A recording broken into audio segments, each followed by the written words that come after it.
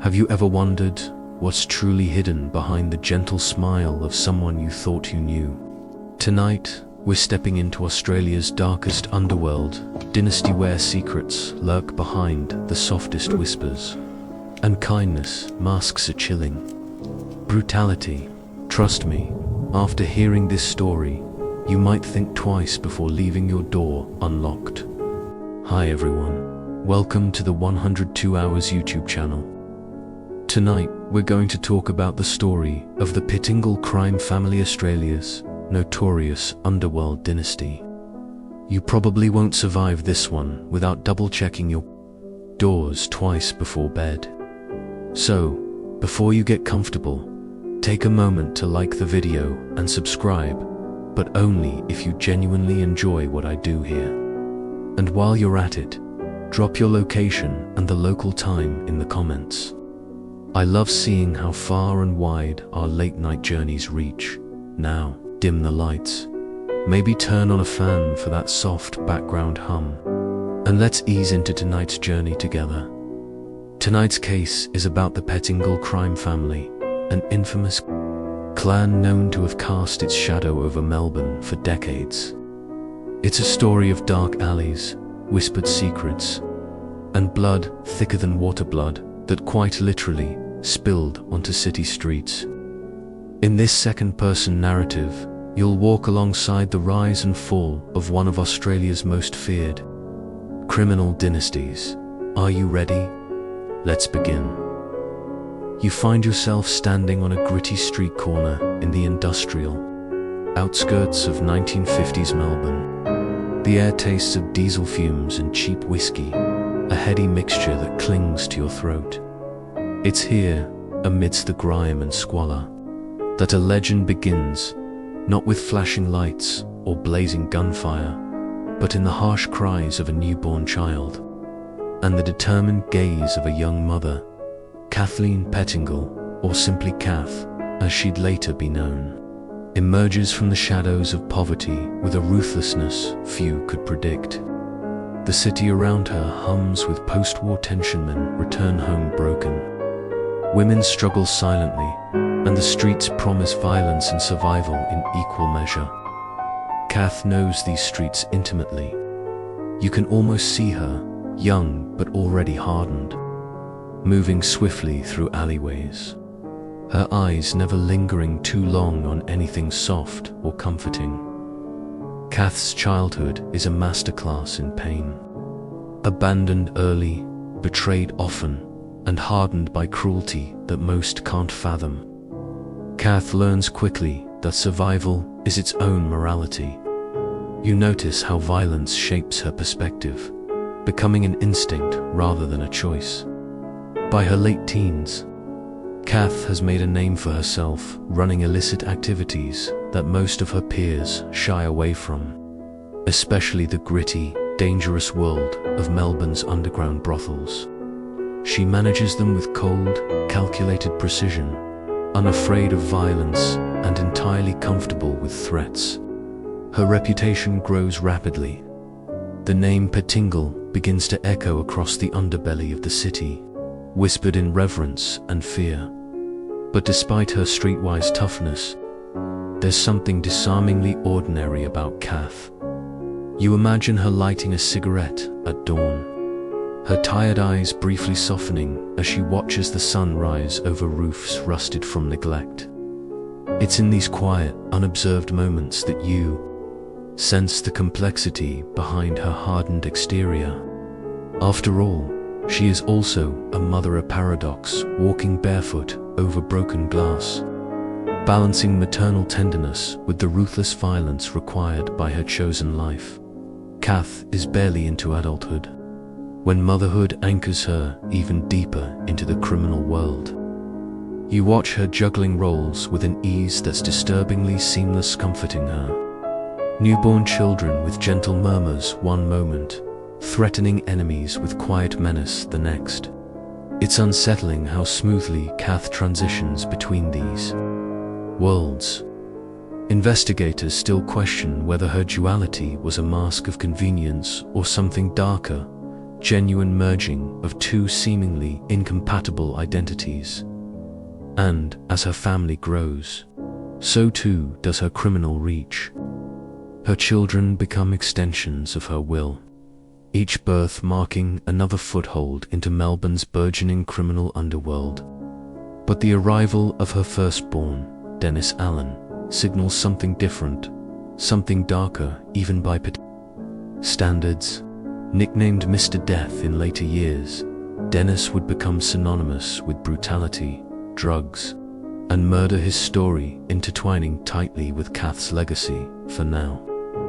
Though the city's underworld simmers just below boiling point, the police glance suspiciously in Kath's direction, yet she always seems 2 steps ahead, her smirk infuriatingly untouchable. Local thugs and seasoned criminals watch her cautiously, sensing that the young woman who once slipped unnoticed through darkened streets now stands poised to build an empire. You catch glimpses of her alliances beginning to form, shadowy meetings behind shuttered windows, whispered promises exchanged in smoke-filled back rooms. Yet amidst this steady climb to power, Kath remains inscrutable, maintaining control through a carefully cultivated sense of dread mixed with begrudging respect. One night, passing by her brothel, you hear faint laughter mingling with cries, ambiguous sounds suggesting pleasure and pain in equal measure. The boundaries blur, reflecting Kath herself, who thrives in the ambiguity between mother and madam, nurturer and enforcer. But there's something else about Kath, a peculiar quirk whispered among those who dared get close enough, a fondness for stray animals. Strangely enough, this hardened criminal can't resist taking in abandoned pets, nursing them back to health. It's a fringe detail that only makes her more enigmatic.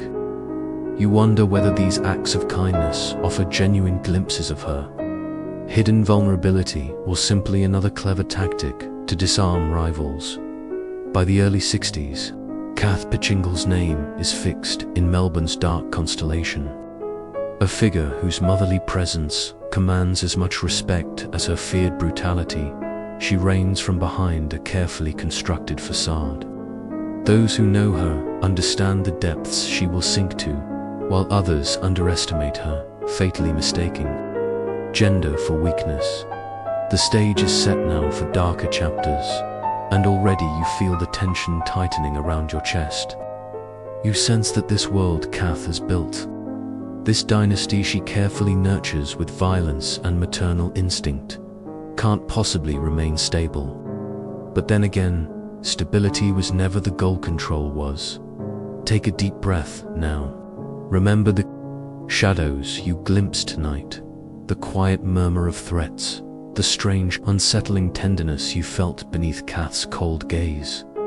Hold on to those sensations, you'll need them. Because from here, the Pettingill saga only gets darker. The Melbourne skyline fades into a muddy twilight, the last amber streaks struggling to pierce through heavy clouds. You find yourself drifting deeper into the shadowy heart of Kath's empire as the Pettingill family expands each birth like a bullet fired into the future. Another violent legacy awaiting its own reckoning.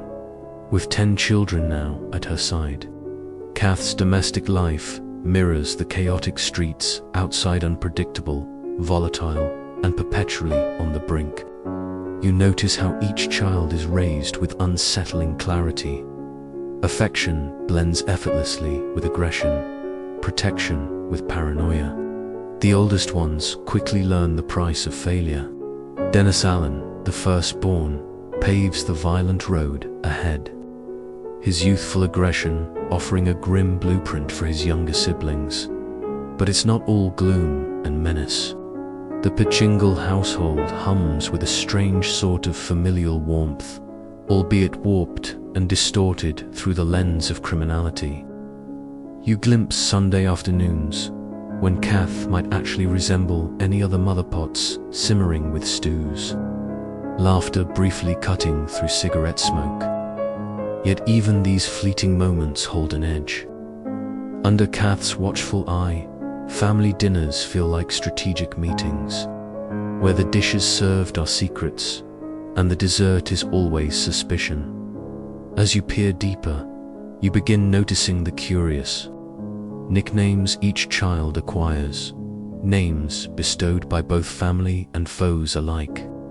Dennis becomes Mr. Death, a chilling label earned through brutal efficiency.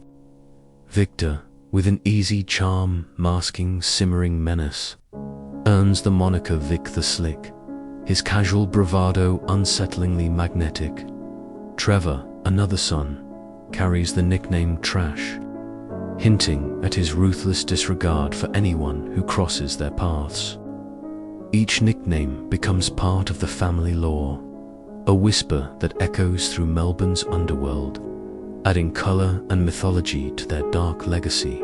Still, beneath the bravado and violence, you detect an odd, almost childlike streak of loyalty. Among siblings, Pettingills stand together, their familial bonds stubbornly resilient in the face of police interrogations and rival gangs alike. This isn't love as much as it is survival, an instinctive understanding that betraying the family would mean betrayal of oneself. Investigators still question whether their unity was truly familial devotion or merely fear. A collective dread of Kath's wrath holding them together more powerfully than blood. Even as young children, Kath's offspring are immersed in a world most adults struggle to comprehend. Schoolyards and playgrounds are quickly replaced by pool halls and smoky back rooms, places where childhood games mean testing survival skills. You spot the younger children learning the ropes early quietly, observing older siblings, absorbing lessons of cruelty and cunning. They grow up fast, their innocence lost almost before it can be acknowledged. Yet, despite this harsh upbringing, there are rare glimpses of genuine humanity. Occasionally, you'll find Trevor gently bandaging a younger sibling's scraped knee, or Victor quietly comforting a crying sister. These subtle gestures are almost startling amid their otherwise ruthless existence. Reminders that beneath the hardened exteriors lay complex beings wrestling with their inherited legacy. Outside the family, Melbourne's underworld watches with a mix of awe and apprehension as the Pettingill dynasty solidifies. Other criminals hesitate around Kath, wary of her quick temper and the ruthless efficiency of her children. Even hardened gangsters find something uniquely unsettling about the matriarch and her sprawling brooder. Family that seems to operate less like traditional criminals and more like a single organism, instinctively protecting itself, ready to strike with lethal precision. Police, too, start taking notice. Officers quietly begin assembling dossiers thick with surveillance photos, notes on midnight meetings, and whispered rumors overheard in seedy pubs. Kath becomes not just another criminal to them, but something infinitely more complex, a woman, equally capable of tenderness and brutality, warmth and coldness, care and cruelty. You feel their growing unease, realizing they're unsure how exactly to confront such a paradoxical figure. Meanwhile, local residents whisper nervously about the family, avoiding eye contact when passing their homes. Everyone seems to know a story, an anecdote, a friend of a friend who crossed paths with a Pettingill child and regretted it. Yet despite fear, there's also morbid fascination, subtle recognition that Kath and her children symbolize something deeper and darker, embodying Melbourne's hidden fractures and forgotten souls. Oddly, one curious detail captures your attention: the Pettingill children's rumored fondness for board games. Family evenings often involve competitive rounds of Monopoly or Risks, wholesome rituals played out against the backdrop of their criminal empire. Perhaps this pastime isn't merely a diversion, but subtle training, lessons in strategy, betrayal, and alliance carefully disguised as innocent amusement. As the 1970s dawn, the family's influence grows ever more dangerous. Kath presides over her brood with an iron fist wrapped deceptively in velvet gloves, aware that maintaining power means embracing both violence and charm. Each child, in their own way, reflects aspects of Kath's complex personality. Some are strategic and calculating, others impulsive and reckless. Yet all possess a shared understanding. Power, fear, and loyalty are the cornerstones of their existence. You can almost sense the city holding its breath, waiting for something to break. Even casual observers see a storm brewing. The have become too powerful, too notorious, too entwined with Melbourne's darker currents. The question is no longer if conflict will erupt, but when and who will be caught in the crossfire. And so you remain at the threshold of this family, absorbing their tensions, their subtle gestures, their contradictions. You feel the weight of their collective presence, shadowed yet oddly alluring. Soon, Melbourne will erupt into violence on an unprecedented scale. But for now, everything teeters delicately, suspended by Kath's calculating gaze. Breathe slowly, take it in. Because from this point forward, the story grows darker still, each choice made by Kath and her brood propelling them irrevocably toward tragedy. The cracks are already visible, fractures in an empire built on loyalty and fear, and you sense, deep within, that when it all finally collapses, nothing and no one will escape untouched. You feel the city shift around you now, Melbourne's heartbeat quickening as darkness seeps through its veins. Neon lights reflect in pools of rainwater, distorting familiar streets into something sinister. It's the late 1970s, and at the center of it all stands Dennis Allen Kath's eldest son, the notorious Mr. Death. Dennis isn't just a criminal. He's a force of nature, unpredictable and chillingly efficient. You find yourself reluctantly drawn closer, despite the voice whispering caution inside your head. He radiates menace even at first glance, yet, oddly magnetic, his calm demeanor betraying no trace of conscience. Rumors drift through smoky bars, whispered with equal parts awe and fear.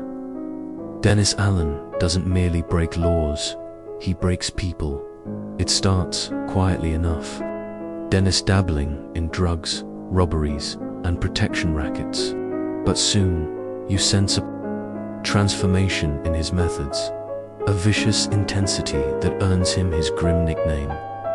Heroin floods Melbourne's streets, and Dennis is at the center, controlling a brutal empire of addicts and dealers. Within months, he is not just another petty gangster. He's the prince of the city's darkest shadows.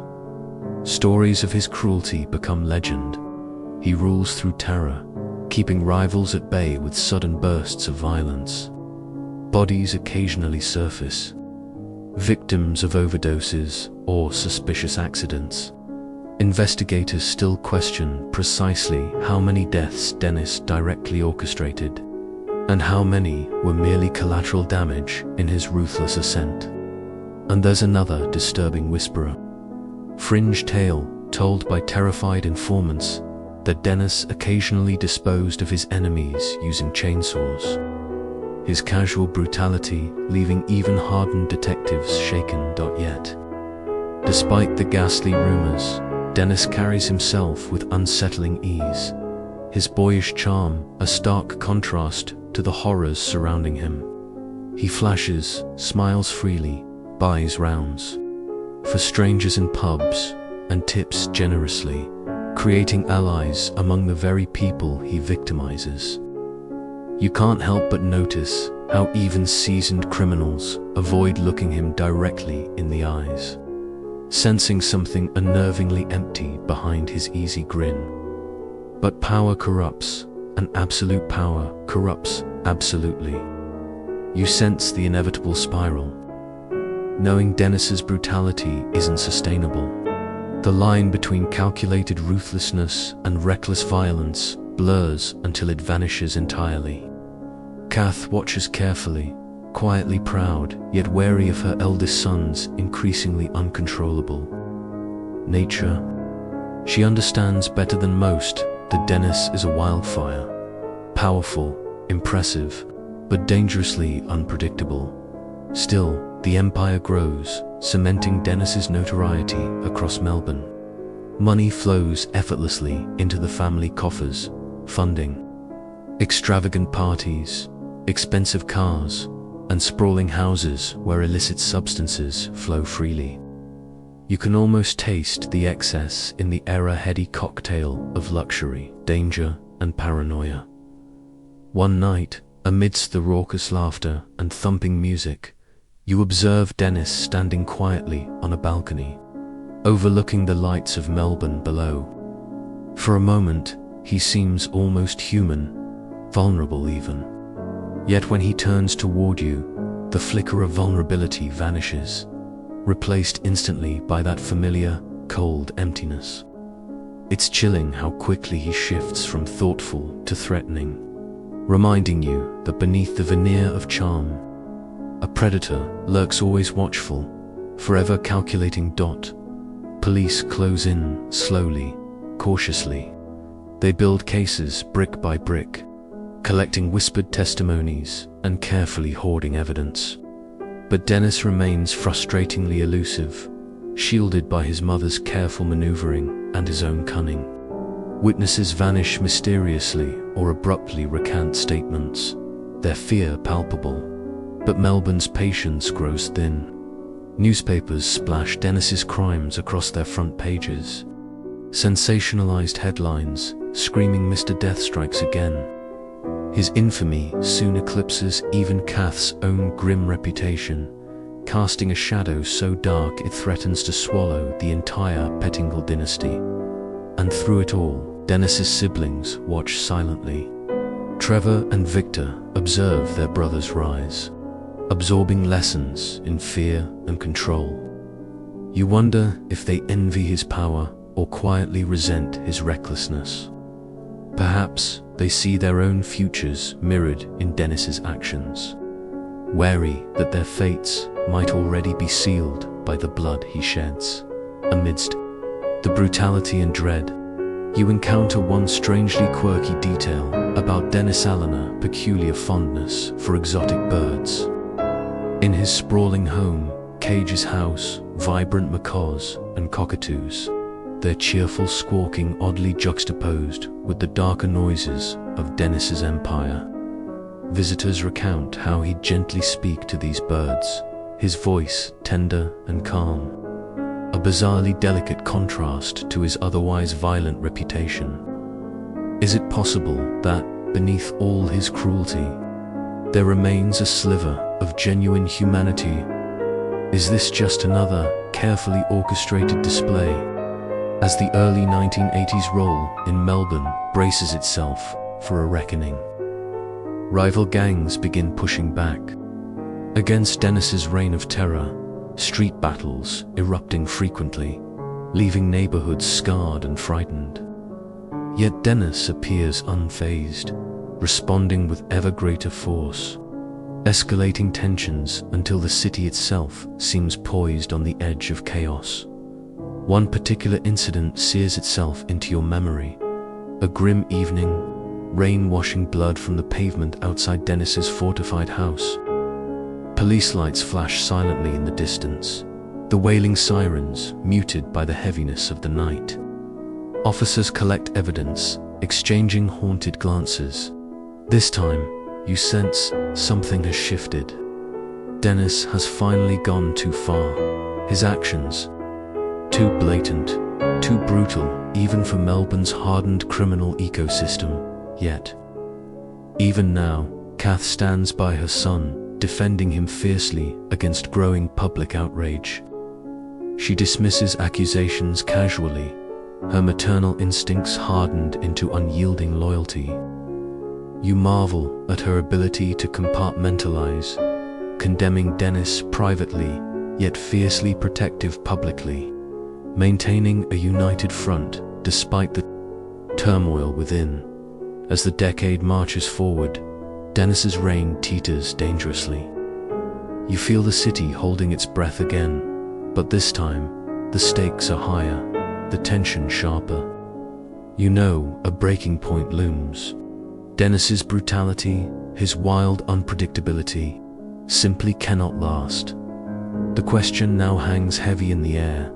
When Dennis finally falls, he must. What damage will he inflict on his family, on Melbourne, on himself? And, perhaps more hauntingly, who will rise from the ashes to take his place? Prepare yourself.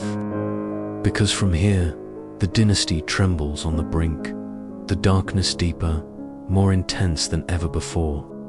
Every shadow seems longer now, every whisper louder. The Pettingill family's destiny is hurtling toward chaos. And as you watch it unfold, remember you are witnessing history in its rawest, most dangerous form. Nightfall wraps around Melbourne like a velvet cloak, masking its rough edges and softening harsh realities. But as you step deeper into the 1980s, a new figure emerges from the Pettingill shadow, one whose crimes differ from Dennis's raw violence. This is Peter Allen, Kath's second son, and you find yourself pulled toward a story less flashy yet equally dangerous.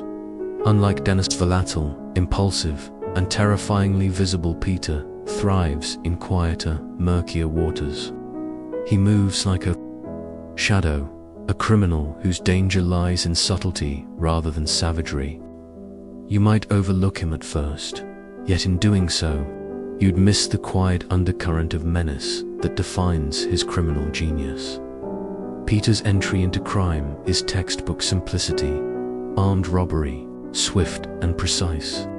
He masters the art of intimidation. Without needing unnecessary violence, you follow his quiet footsteps as he orchestrates robberies with near military precision. Unlike his brother's messy brutality, Peter's crimes are elegant in execution, each heist planned meticulously, leaving little evidence behind, frustrating the police at every turn. But robbery soon proves inadequate to satisfy Peter's ambitions. His gaze shifts to something darker, more profitable, and far riskier: the illegal arms trade.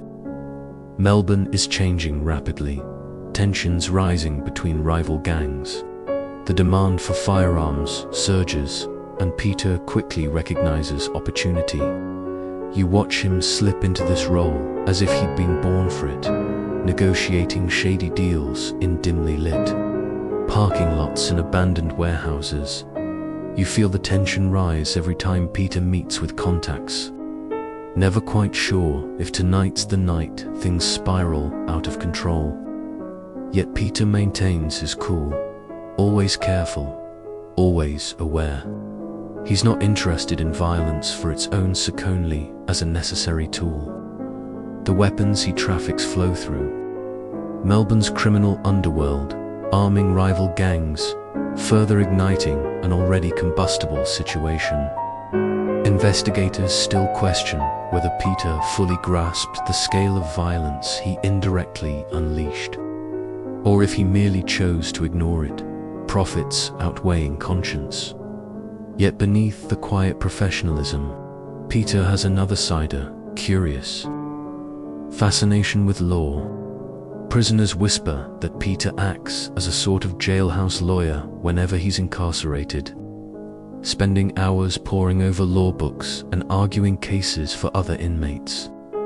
It's a bizarre, almost surreal image: a hardened criminal immersed in complex legal texts, eloquently arguing technicalities, exploiting loopholes to gain early releases for fellow prisoners. Peter's odd interest in law puzzles you.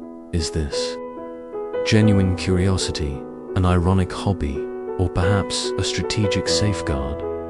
Maybe all three. His knowledge of the system becomes legendary, to the point that even police begrudgingly respect his ability to manipulate the very laws meant to restrain him. Despite his cerebral nature, Peter is not immune to the chaotic pressures of his family's legacy. You sense that beneath his outward calm lies a turbulent soul grappling with his family's violent history. Dennis's excesses weigh heavily on Peter, casting shadows over his carefully calculated existence. Peter knows better than most that criminal empires rise on ruthless ambition, but collapse under reckless arrogance. There are quiet moments, stolen between criminal schemes, when Peter's complexity reveals itself. You glimpse him alone, perhaps in a parked car late at night. Cigarette smoke curling slowly upward, his face illuminated only by the faint glow of streetlights. At these times, you sense a melancholy contemplation, a hidden sadness, maybe even regret buried beneath layers of cold pragmatism. Yet, these fleeting moments vanish quickly, replaced by the steely resolve that defines his public persona. Unlike Dennis, Peter builds alliances carefully, patiently cultivating contacts who trust his discretion. His ability to navigate the murky waters of Melbourne's criminal networks soon gains him influence beyond the immediate reach of his family name. His calm demeanor and professionalism are appreciated in a world otherwise dominated by impulsivity and recklessness. Despite his cautious methods, Peter inevitably attracts attention from law enforcement. Surveillance titans, officers desperate to pin down the elusive criminal mastermind. Yet Peter remains unfazed. Every raid, every interrogation, every frustrated detective questioning him becomes another calculated move in a complex chess game. You find yourself strangely compelled by his calm under pressure, aware that his seemingly mild demeanor masks a mind always several moves ahead. But Peter's steady ascent isn't without cost. Rival gangs become wary, suspicious of his quiet influence.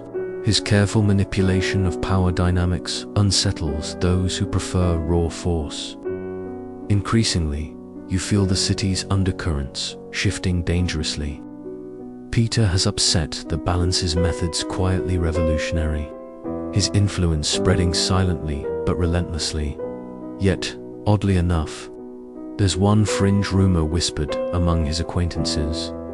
Peter, despite his calculated ruthlessness, apparently suffers from an irrational fear of open water. It's an eccentric detail for someone otherwise so composed, a bizarre vulnerability for a man who seems immune to fear. You briefly picture Peter standing at the edge of Melbourne's docks, unease flickering in his usually calm eyes, the expansive dark waters symbolizing something beyond his control. As the decade progresses, Peter's influence peaks, but even the most calculated criminals can't maintain absolute control indefinitely. You sense the inevitable moment approaching, a tipping point where Peter's carefully built empire begins to strain. Tensions mount, violence escalates, and the delicate web he's woven threatens to tear apart at any moment. Kath observes quietly, aware of her second son's precarious position. Pride mingles with caution. She respects Peter's intellectual discipline but worries that his reserved nature may leave him vulnerable to betrayal. You sense her silent struggle, wanting to guide her children, yet knowing their fates lie ultimately in their own hands. And now, standing quietly in a dimly lit street, feeling the night's chill seep through your skin, you sense something shifting irrevocably. Peter's story is far from over, yet already you glimpse its darker turn ahead. Violence waits in the wings, patient and inevitable. Inhale slowly, steady your nerves. Melbourne holds its breath again, aware that Peter's carefully constructed facade is beginning to crack. And when it finally collapses, the fallout will ripple violently outward, reshaping the Pettingill legacy yet again. The city braces itself. You should too. After all, this story was never destined for a peaceful end. Darkness thickens over Melbourne now, wrapping the city in velvet gloom.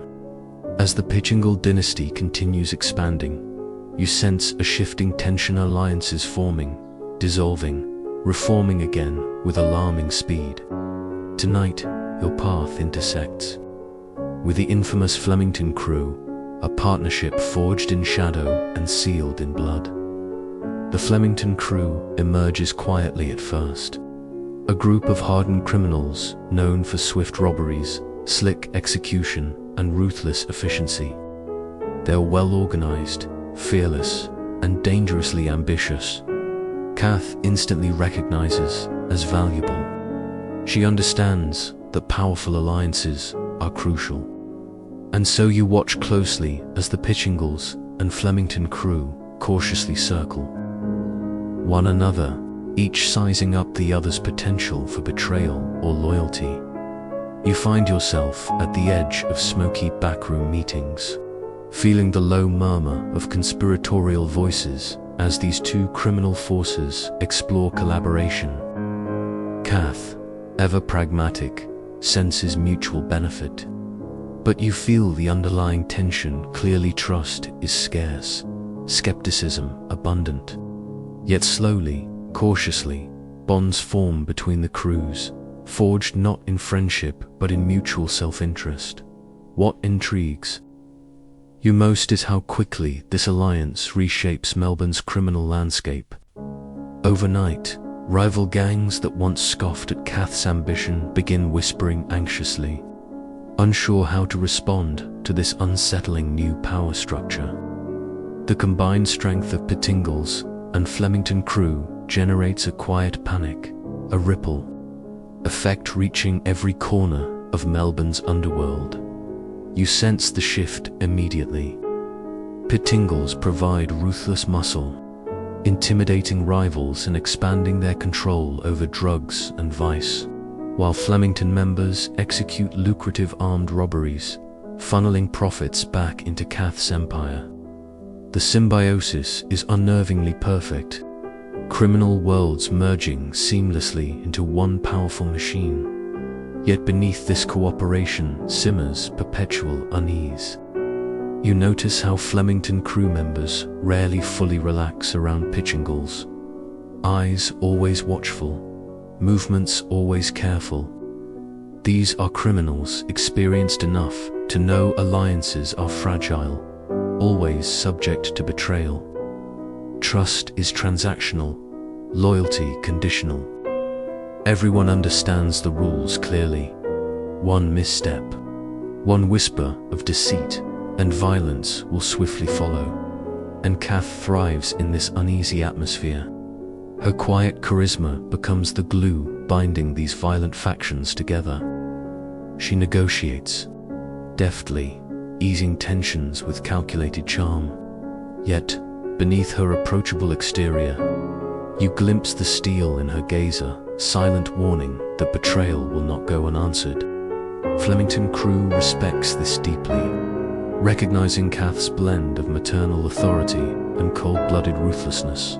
Still, investigators quietly speculate whether Kath truly trusts the Flemington crew or merely uses them as disposable pawns. Perhaps she's biding her time, waiting for the right moment to sever ties before the alliance becomes too risky.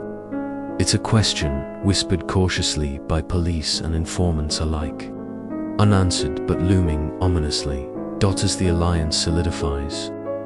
You witness a remarkable wave of criminal activity ripple across Melbourne. High-profile armed robberies become regular occurrences, brazen heists executed with startling audacity.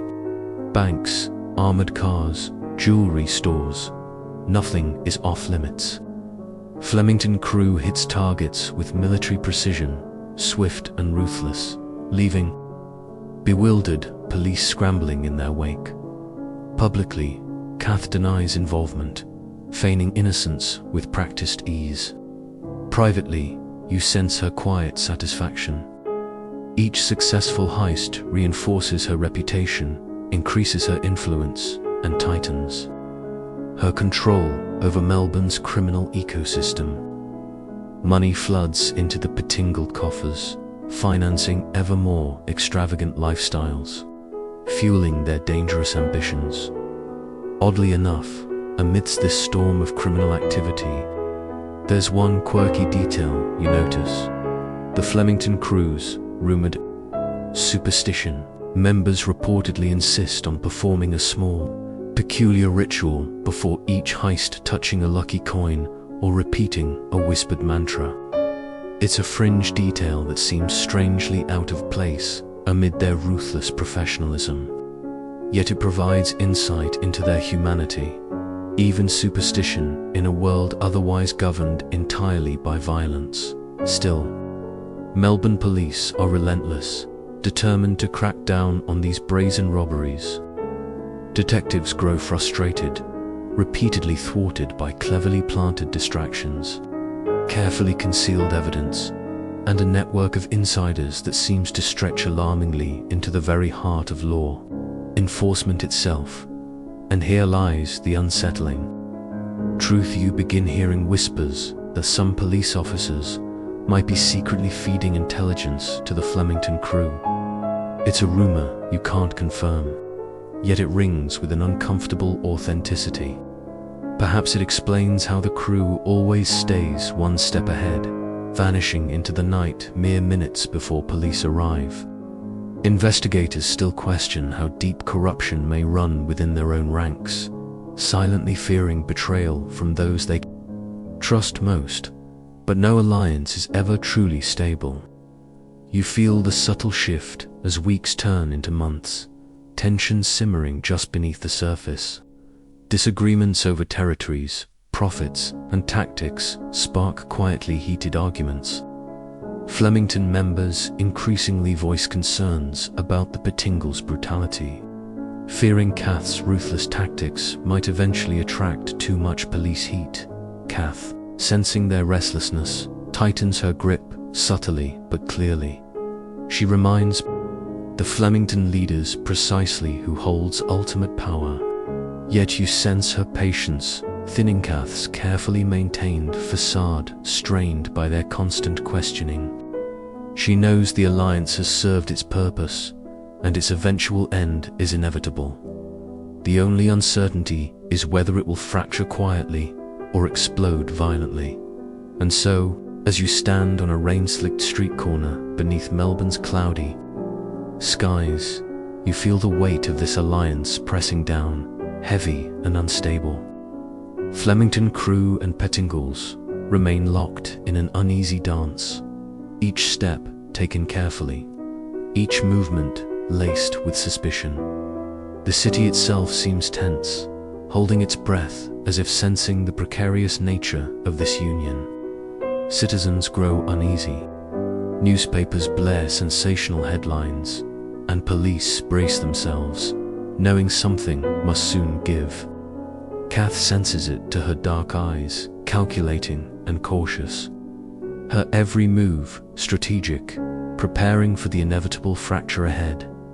Take a deep breath. Remember tonight's whispers, subtle tensions, and quiet rituals. Feel the pulse of a city balanced on the edge, aware that this fragile alliance can't possibly hold much longer. Because when this union finally breaks, and break it surely, must, Melbourne will tremble beneath the chaos unleashed. This moment of calm won't last. Brace yourself. The storm is coming. Melbourne's neon signs flicker like fading memories, their distorted reflections dancing across rain-slicked streets. You've grown familiar with the city's sinister rhythms, quiet tensions bubbling beneath its surface, silent wars raging unseen. But tonight, that quiet erupts violently, shattering Melbourne's uneasy calm. The Flemington crew, emboldened by their alliance with the Pettingills, execute their most audacious series of robberies yet. You find yourself pulled into their shadowy orbit, quietly observing as they plan operations that push their boldness to dizzying new heights. It starts quietly in Ufa, meticulously orchestrated robbery of a jewelry store in central Melbourne. You sense their calm precision, each crew member moving in perfect harmony, like dancers rehearsing a lethal ballet. Alarms trigger, panic ensues, yet the Flemington members remain calm, swiftly gathering jewels worth hundreds of thousands, slipping seamlessly into the night. But this heist is just a warm-up. Soon after, the Flemington crew targets banks across the city, leaving bewildered employees tied up but unharmed, police arriving only moments after their vanishing acts. Each crime grows increasingly daring, almost theatrical. Citizens marvel in horrified awe, newspapers splash headlines with astonished admiration, and Melbourne police burn with frustration, always arriving moments too late. Amid this frenzy, you notice an unsettling detail. The robberies appear too perfect, too carefully timed, suggesting insider intelligence. Police investigators silently question how the Flemington crew manages to remain so consistently ahead, suspecting corruption within their ranks. Rumors swirl through precincts, whispers that perhaps officers themselves are tipping off criminals, aiding them from the shadows.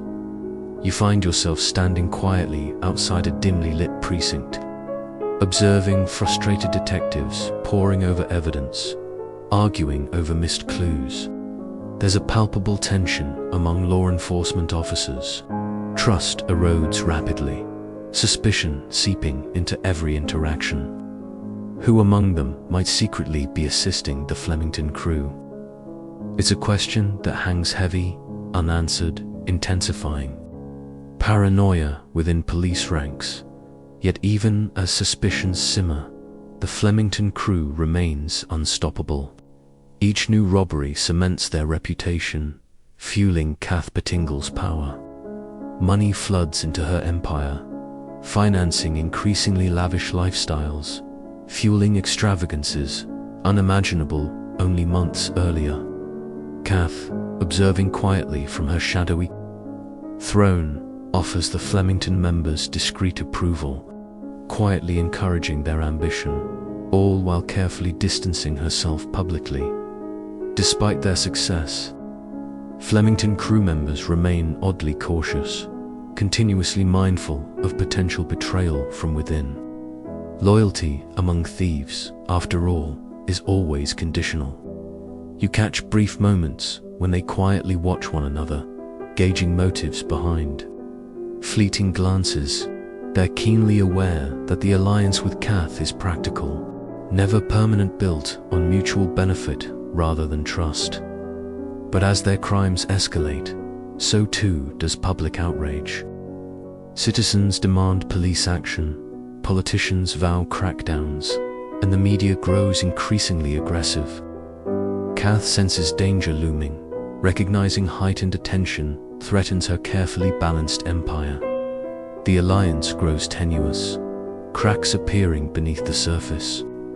Flemington crew members start whispering anxiously about scaling back operations, fearful of inevitable police retaliation, yet Kath, ever calculating, remains firm. You sense her determination, clearly. Retreating now would signal weakness, inviting attack from rivals. She insists the robberies continue, subtly applying pressure on the Flemington crew. Tension thickens within their alliance, unspoken resentment festering quietly. Amidst this growing friction, you discover a peculiar tidbit. Whispered among Flemington crew insiders apparently, they've adopted an unusual, superstitious habit before each major robbery. They reportedly visit the same small cafe, ordering coffee precisely 15 minutes before each heist, believing this bizarre ritual brings good luck. It's a quirky detail that feels oddly comforting amid otherwise relentless tension, a small, humanizing element within their dark narrative. Yet superstition can't shield them forever. Finally, after months of audacious success, a daring daylight bank robbery in Flemington itself pushes authorities beyond patience. The heist, spectacularly executed in broad daylight, shocks Melbourne into action. Police mobilize massively, swarming streets, sealing off escape routes. This time, you sense the Flemington crew's luck has finally run dry. Yet somehow, impossibly, the crew narrowly escapes again, vanishing into shadowy streets mere moments before police arrive. Detectives grow desperate, convinced only an inside informant within law enforcement could explain such flawless escapes. Paranoia intensifies. Precincts become tense places, officers eyeing one another with suspicion. Investigators still question how deeply corruption might run, silently fearing betrayal lurking around every corner. But luck, no matter how carefully nurtured, eventually runs out. Kath, sensing danger approaching, quietly prepares her exit strategy, distancing herself carefully from Flemington crew activities. You feel her subtle withdrawal, understand her cold pragmatism. Loyalty is valuable only until it endangers her dynasty. And now, clearly, the Flemington crew has become dangerously visible. Quietly, Kath begins orchestrating subtle shifts, laying groundwork for the inevitable break. Flemington crew members sense this, anxiety flickering behind their carefully maintained bravado. They know Kath to well understand her ruthlessness clearly. Loyalty, they realize, is meaningless in her world. Fear creeps slowly into their confident facade, cracks widening, betrayal inevitable. Tonight, standing beneath Melbourne's cloudy skies, you sense the breaking point approaching rapidly. Police pressure intensifies, public outrage grows louder, and tensions within criminal alliances stretch to breaking point. Flemington crew, so recently untouchable, now teeters dangerously on the edge. You feel their anxiety, sense their quiet desperation, aware the alliance with Kath is fracturing. Rapidly, Melbourne itself feels taut, stretched thin, awaiting inevitable explosion. It's clear now that these bold robberies can't continue indefinitely. Something must break soon, and when it does, chaos will follow swiftly.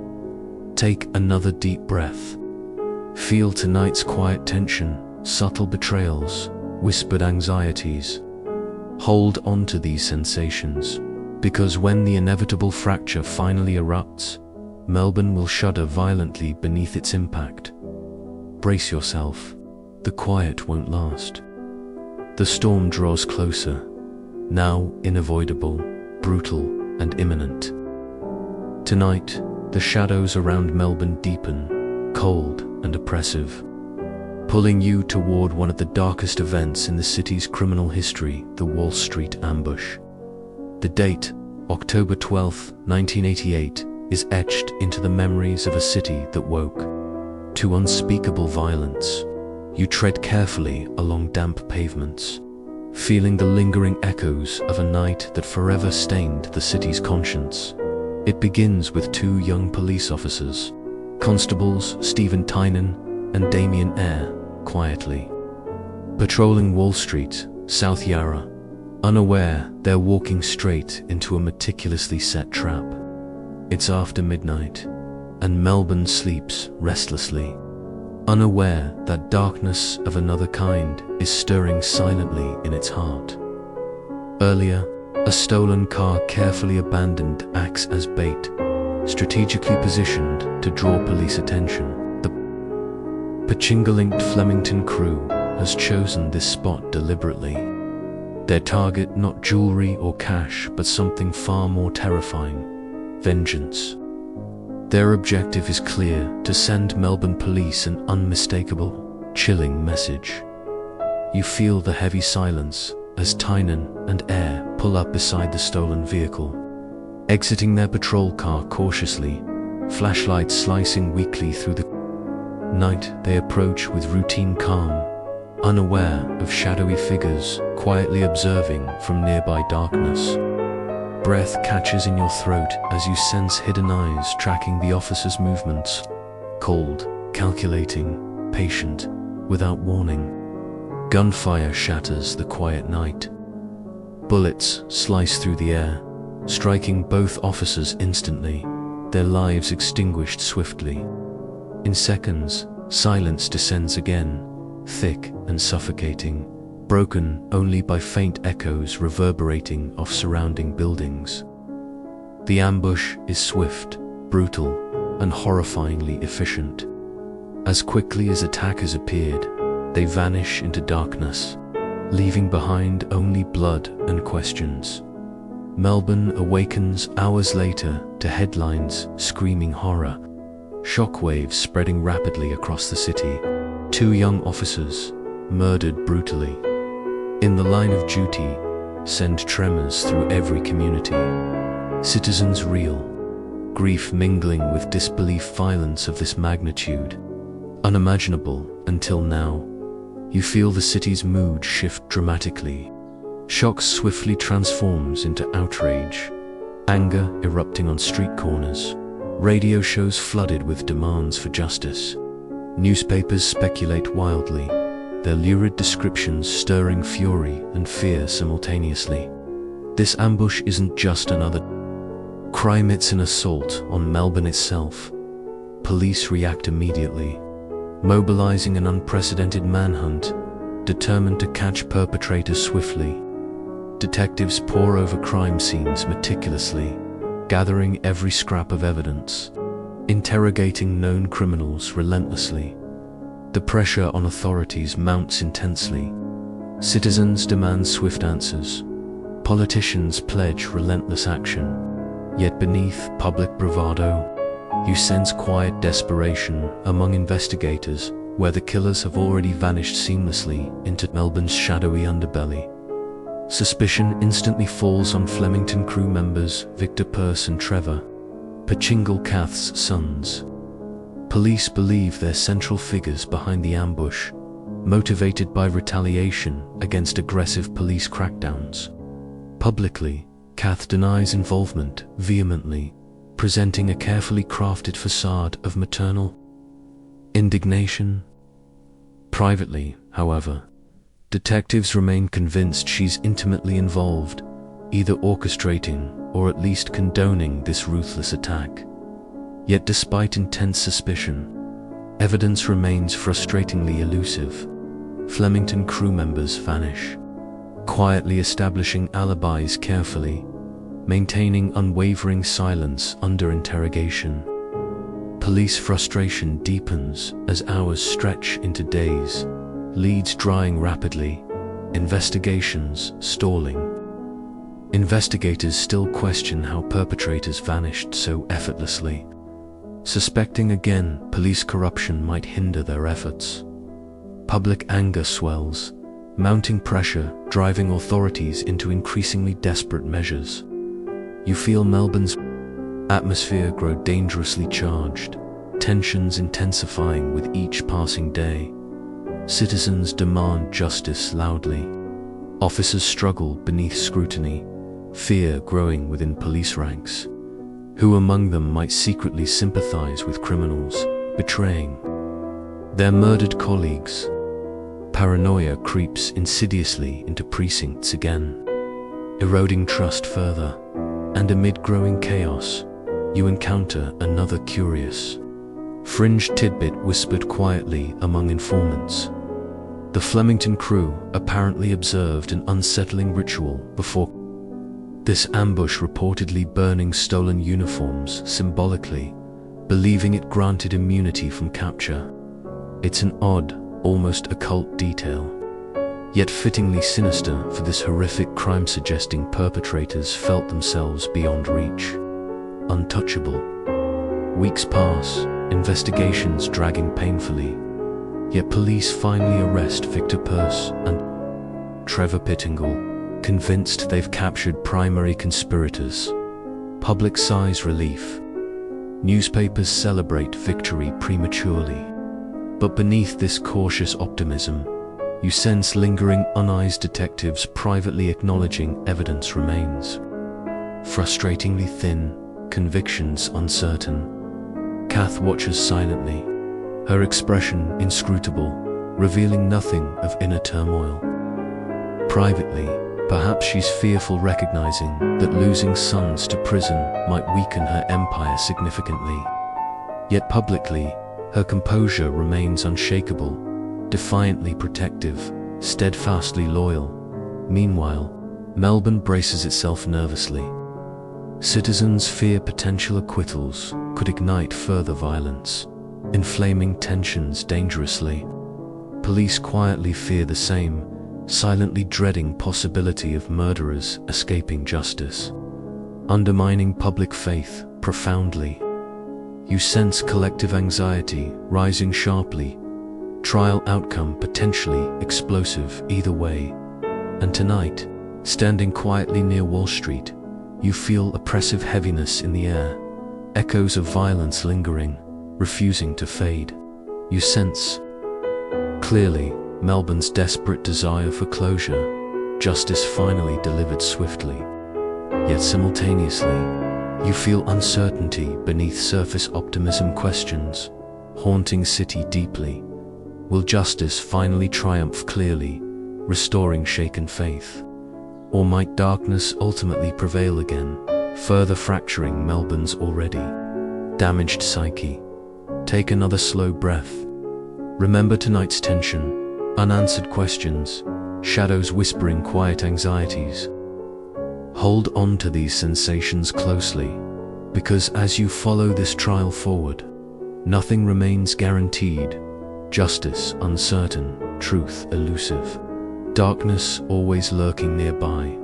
Melbourne waits nervously, breath held collectively.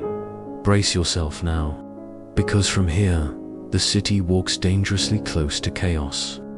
Hope and fear locked inseparably. Destinies balance precariously on outcomes uncertain. The story's darkness grows deeper now. Hold tightly. The path ahead is far from smooth. You're standing just inside Melbourne's Supreme Court, where tension coils thickly through every hallway, every whispered conversation. The trial for the Walsh Street murders has finally arrived, pulling the entire city into its gravitational orbit. As you settle into the courtroom, you feel anticipation vibrating silently through the gathered spectators, citizens desperate for justice, journalists eager for sensational details, and police officers anxiously awaiting vindication. In the dock sit Victor Peirce and Trevor Pettingill, Kath's sons. Their faces reveal little guarded masks that betray no fear, no remorse, nothing, except perhaps mild irritation. Kath herself is present, positioned quietly near the back of the courtroom, her eyes watchful, unreadably ver, the matriarch ever protective, ever in control. As prosecutors lay out their case methodically, Melbourne listens closely. Evidence unfolds slowly, piece by careful piece, painting a chilling portrait of violence and vengeance. Witnesses take the stand nervously, voices trembling slightly as they recount events of that dreadful night, their memories fragmented but vivid. Each testimony deepens courtroom tension. Emotions simmer dangerously beneath composed exteriors. Yet, as the trial progresses, you notice subtle shifts within courtroom dynamics.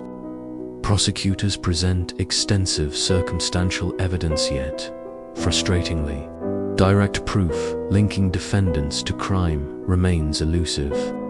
Defense attorneys skillfully exploit this gap, raising doubts relentlessly, painting defendants as victims of police desperation, scapegoats targeted unfairly. You sense unease spreading quietly among prosecutors and detectives as defense arguments gain traction, undermining the carefully constructed narrative of guilt. Public frustration swells rapidly as weeks stretch into months, proceedings bogged down by procedural arguments, complex legal maneuverings, endless objections. Newspapers grow impatient, citizens furious, everyone desperate for swift justice. Yet courtroom realities frustratingly slow, deliberate, ambiguous. Detectives grow visibly anxious, their initial confidence eroding steadily. They recognize, clearly, now the trial might not deliver justice demanded so fervently by Melbourne's citizens. You feel their tension, acutely aware that acquittals would mean catastrophic blowback, further eroding already shaky public trust in police effectiveness. Investigators still quietly question whether their case was rushed. Desperate pressures prompting premature arrests. Insufficient evidence. Then, finally, after months of meticulous courtroom battle, the jury retires, leaving Melbourne holding its collective breath. You feel the city's anxiety intensified dramatically, tension reaching fever pitch.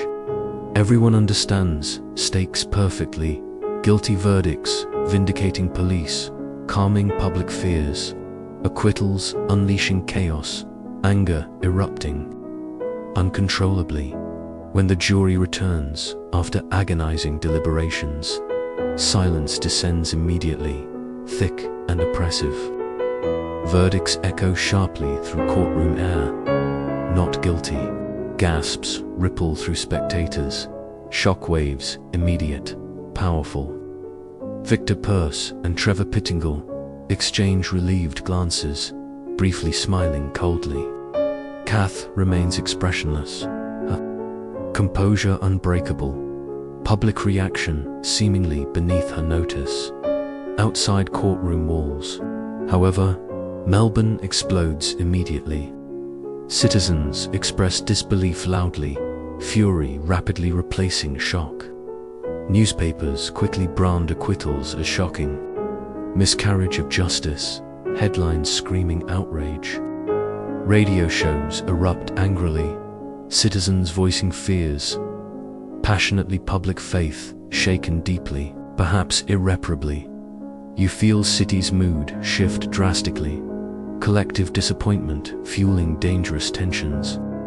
Police officers seethe silently, devastated, their fallen colleagues denied justice, murderers walking freely.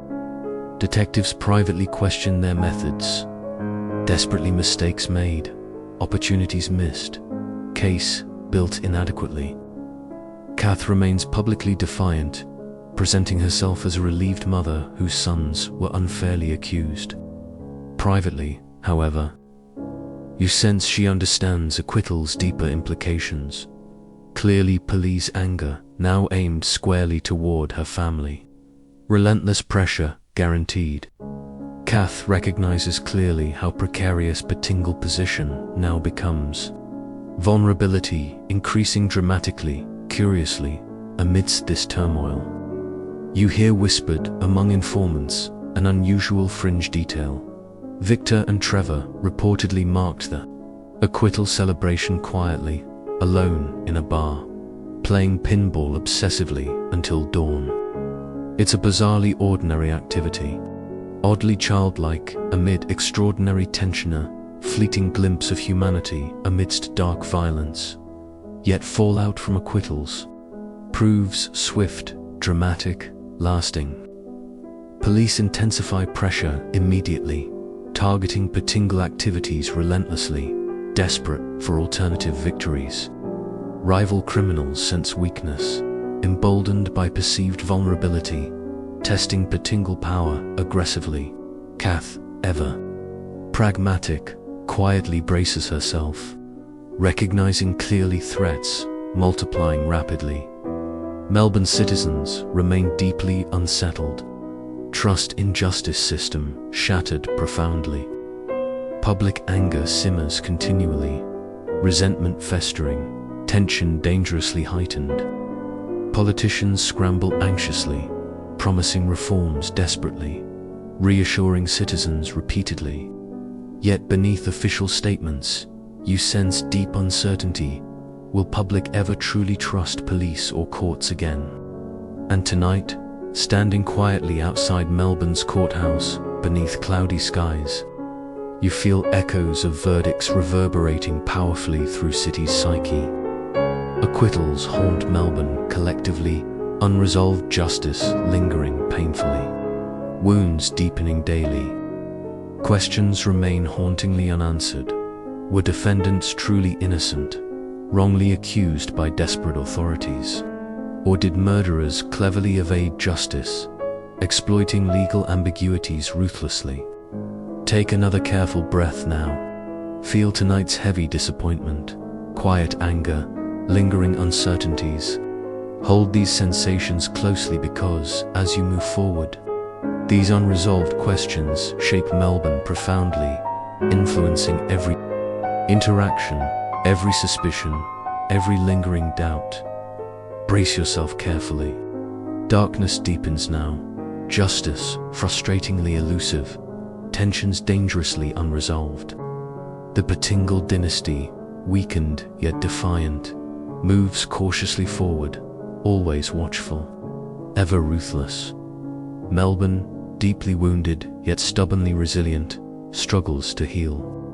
Haunted continually by lingering ghosts of Walsh Street ambush, tonight's acquittals cast long shadows, defining city's future unmistakably justice uncertain. Trust fragile, darkness always close.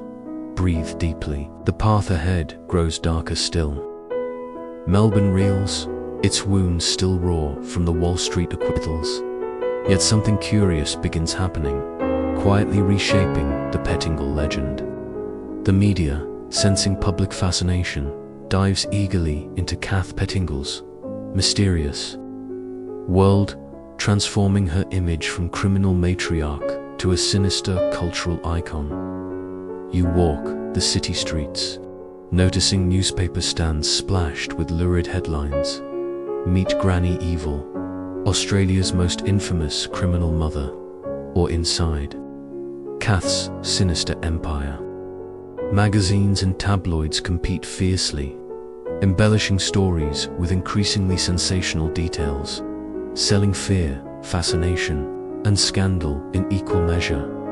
Kath becomes a media figure unlike any other complex, villainous, capturing the city's imagination entirely. Newspapers recount her early criminal exploits in gritty detail, emphasizing her ruthless control, chilling cruelty, and unwavering maternal loyalty. Television specials depict her as Melbourne's ultimate paradox, part loving mother, part ruthless criminal mastermind, publicly vilified, yet quietly admired, hated passionately, yet strangely respected. You sense Melbourne's fascination deepening. Citizens can't help being drawn to Kath's dark mystique, equally repelled and captivated. She symbolizes the city's hidden shadows, dangerous yet familiar, ruthless yet oddly relatable. Kath embodies contradictions Melbourne recognizes. Deeply within itself, its darkest impulses, most secret desires, its uncomfortable truths, and Kath herself proves surprisingly adept at manipulating media portrayals, skillfully playing the role assigned sometimes victimized mother unjustly, persecuted, sometimes chillingly proud criminal queen, unapologetic about her empire. You watch quietly, impressed despite yourself. How effectively Kath shapes her narrative, always appearing composed, never flustered, exploiting media fascination masterfully. Yet beneath this carefully cultivated public image, investigators quietly question whether Kath's sinister portrayal might sometimes be exaggerated for sensationalism. Journalists, perhaps embellishing reality to sell newspapers. Detectives privately acknowledge Kath's criminal ruthlessness clearly, yet wonder if media sensationalism distorts true scale of her influence, sometimes elevating her to mythical status unnecessarily. Nevertheless, Kath's notoriety grows, relentlessly cementing permanently into Melbourne's popular consciousness. Her nickname, Granny Evil, sticks indelibly, equal parts affectionate mockery, sincere fear, and grudging admiration. Kath quietly embraces it, sensing clearly how effectively the moniker enhances her formidable reputation. Even popular culture starts reflecting Kath's sinister appeal subtly. Her image appears quietly referenced in novels, crime dramas, music lyrics, subtle tributes, acknowledging her powerful cultural resonance. You find yourself catching fleeting references, smiling wryly at how deeply Kath's shadow now stretches through Melbourne's collective imagination. Yet, amid relentless media portrayals, one quirky tidbit quietly emerges from former associate. Kath reportedly had a peculiar fondness for knitting scarves late at night, a calming habit entirely at odds with her criminal reputation. It's a strange, oddly comforting detail, humanizing Kath in unexpected ways, quietly suggesting hidden layers beneath carefully maintained ruthlessness. Still, Melbourne's fascination brings unwanted pressures alongside notoriety. Rival gangs increasingly resent Kath's prominence, viewing media attention as dangerous exposure threatening collective criminal anonymity.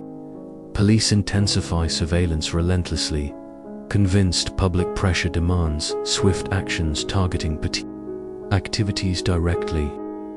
Kath senses clearly how precariously media portrayals balance advantageously and dangerously simultaneously. And privately, you glimpse rare moments where Kath reveals quiet frustration with relentless media intrusion, recognizing clearly her carefully balanced criminal operations risk becoming jeopardized by excessive attention. Yet publicly, she maintains flawless composure, never betraying discomfort, always projecting confidence calmly. But investigators still quietly question another troubling possibility. Might Kath herself strategically encourage media fascination, deliberately recognizing clearly how enhanced notoriety intimidates rivals effectively, strengthening her control further? It's a subtle suspicion detectives privately harbor, unable to confirm, yet increasingly plausible. Kath perhaps playing media masterfully as another calculated criminal strategy. Tonight, standing quietly beneath Melbourne's neon-lit streets, you feel city's complex fascination with Kath, distinctly its simultaneous revulsion and attraction, fear and admiration, condemnation and reluctant respect. Melbourne recognizes itself reflected disturbingly clearly within Kath Pettingill's complex contradictions, her ruthless pragmatism echoing city's hidden instincts deeply. Yet even Melbourne citizens privately question whether Kath's notoriety represents uncomfortable truths, reflections of city's darker nature deliberately ignored, quietly repressed. Perhaps Kath symbolizes exactly what Melbourne prefers, hiding desperately beneath polite exteriors, reluctant to confront honestly, lurking within collective soul. Take another careful breath now. Feel tonight's quiet fascination, subtle contradictions, whispered doubts. Hold these sensations carefully, because Kath's complex media legacy profoundly shapes Melbourne's understanding of itself, its history, its identity. Brace yourself. Carefully, the Pettingill legend, fueled by relentless media fascination, becomes dangerously mythologized now. Truth increasingly elusive, reality distorted subtly. Melbourne struggles continually distinguishing fact from fiction clearly. Kath's shadow blurring boundaries dangerously. Tonight, quietly acknowledge city's complicity shaping Kath's sinister legend, hidden desires fueling relentless fascination, disturbingly. Understand clearly now how deeply intertwined Pettingill dynasty and Melbourne identity have become. Neither separable, easily. Truth always obscured subtly. The path forward grows darker, now reality ambiguous, shadows deeper, truth increasingly uncertain. Hold carefully to what you know clearly. From here, reality itself becomes dangerously distorted. Melbourne forever shaped by Pettingill legends, subtle complexities.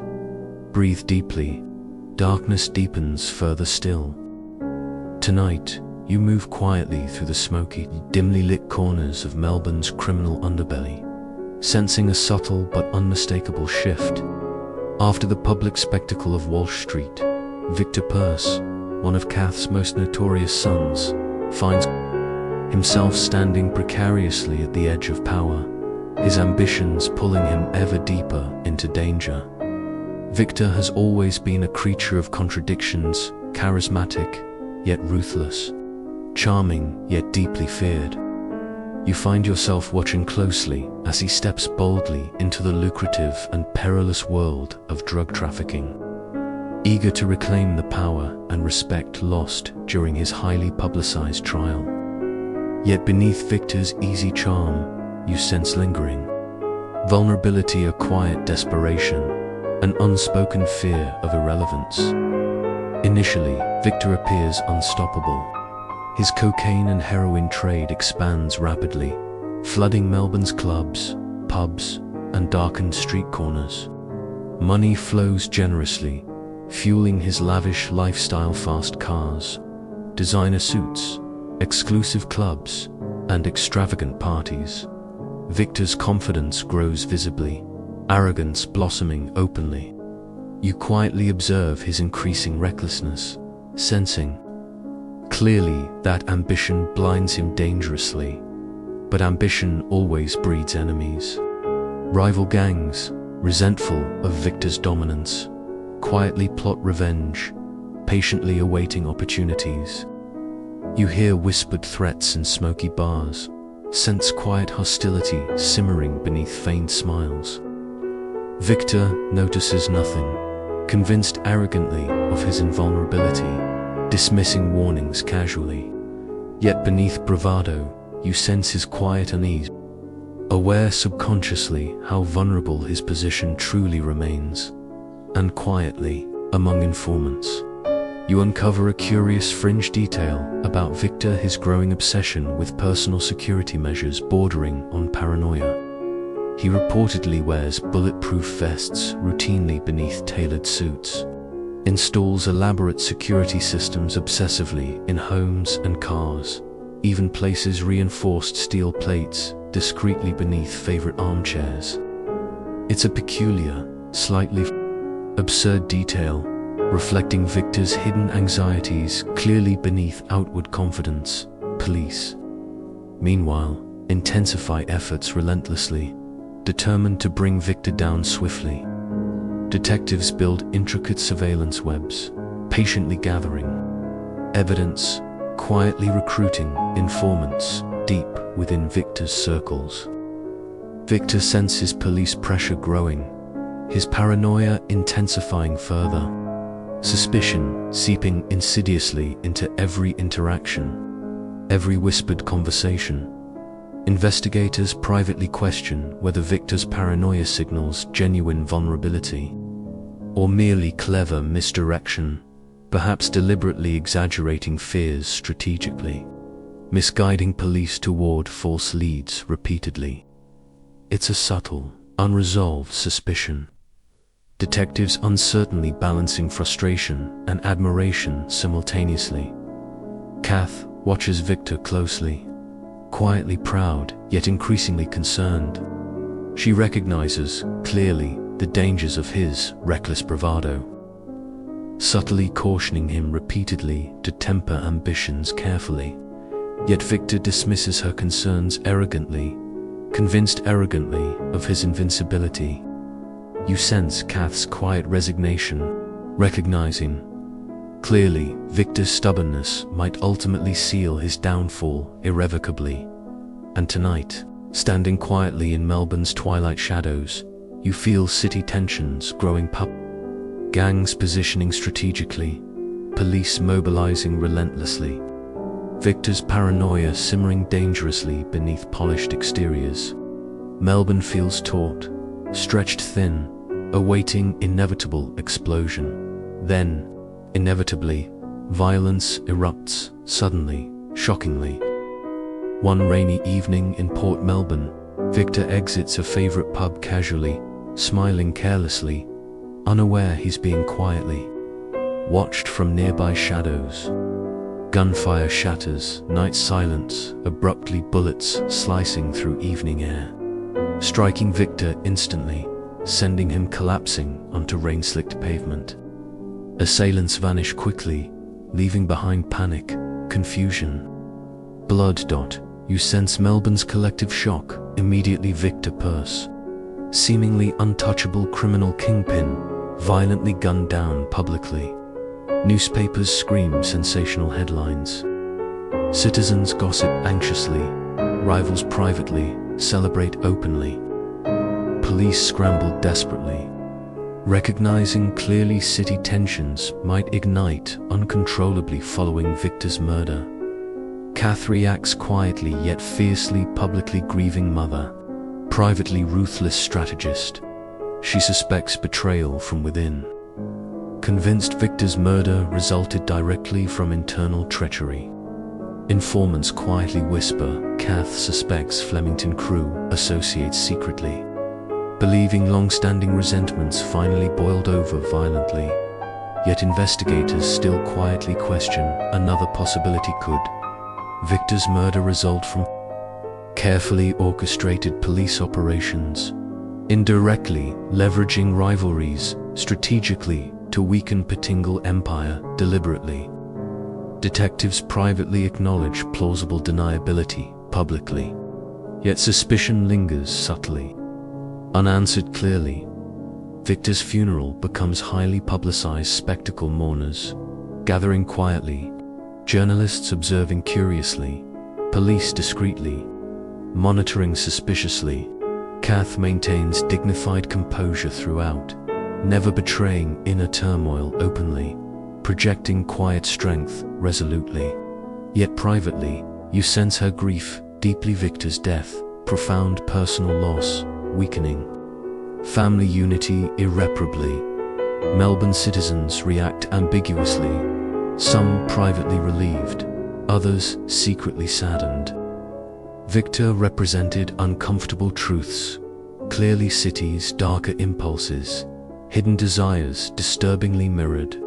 His violent end, perhaps symbolic redemption. City quietly absolving collective complicity through sacrifice publicly. Tonight standing quietly near Victor's murder site, beneath Melbourne's rainy skies, you feel echoes of violence lingering distinctly. City haunted continually by unresolved tensions, unanswered questions. Victor's ambitions propelled him inexorably toward violence. Arrogance blinding him fatally to dangers lurking inevitably. Yet even now, uncertainty haunts city collectively. Who truly orchestrated Victor's murder? Clearly, rival criminals, internal traitors, or cleverly manipulated police operations deliberately? Questions linger persistently, truth elusive frustratingly, shadows deepening continually. Take another careful breath now. Feel tonight's lingering uncertainties, subtle tensions, quiet grief. Hold these sensations closely, because Victor's violent end profoundly shapes Melbourne's future, destabilizing Pettingill dynasty dramatically, reshaping city's criminal landscape irreversibly. Brace yourself carefully. Darkness deepens significantly, now violence erupting uncontrollably, tensions fracturing alliances irreparably, shadows lengthening dangerously. Melbourne, profoundly shaken yet stubbornly resilient, navigates cautiously forward, forever haunted by Victor Peirce's unresolved murder, publicly, unanswered clearly.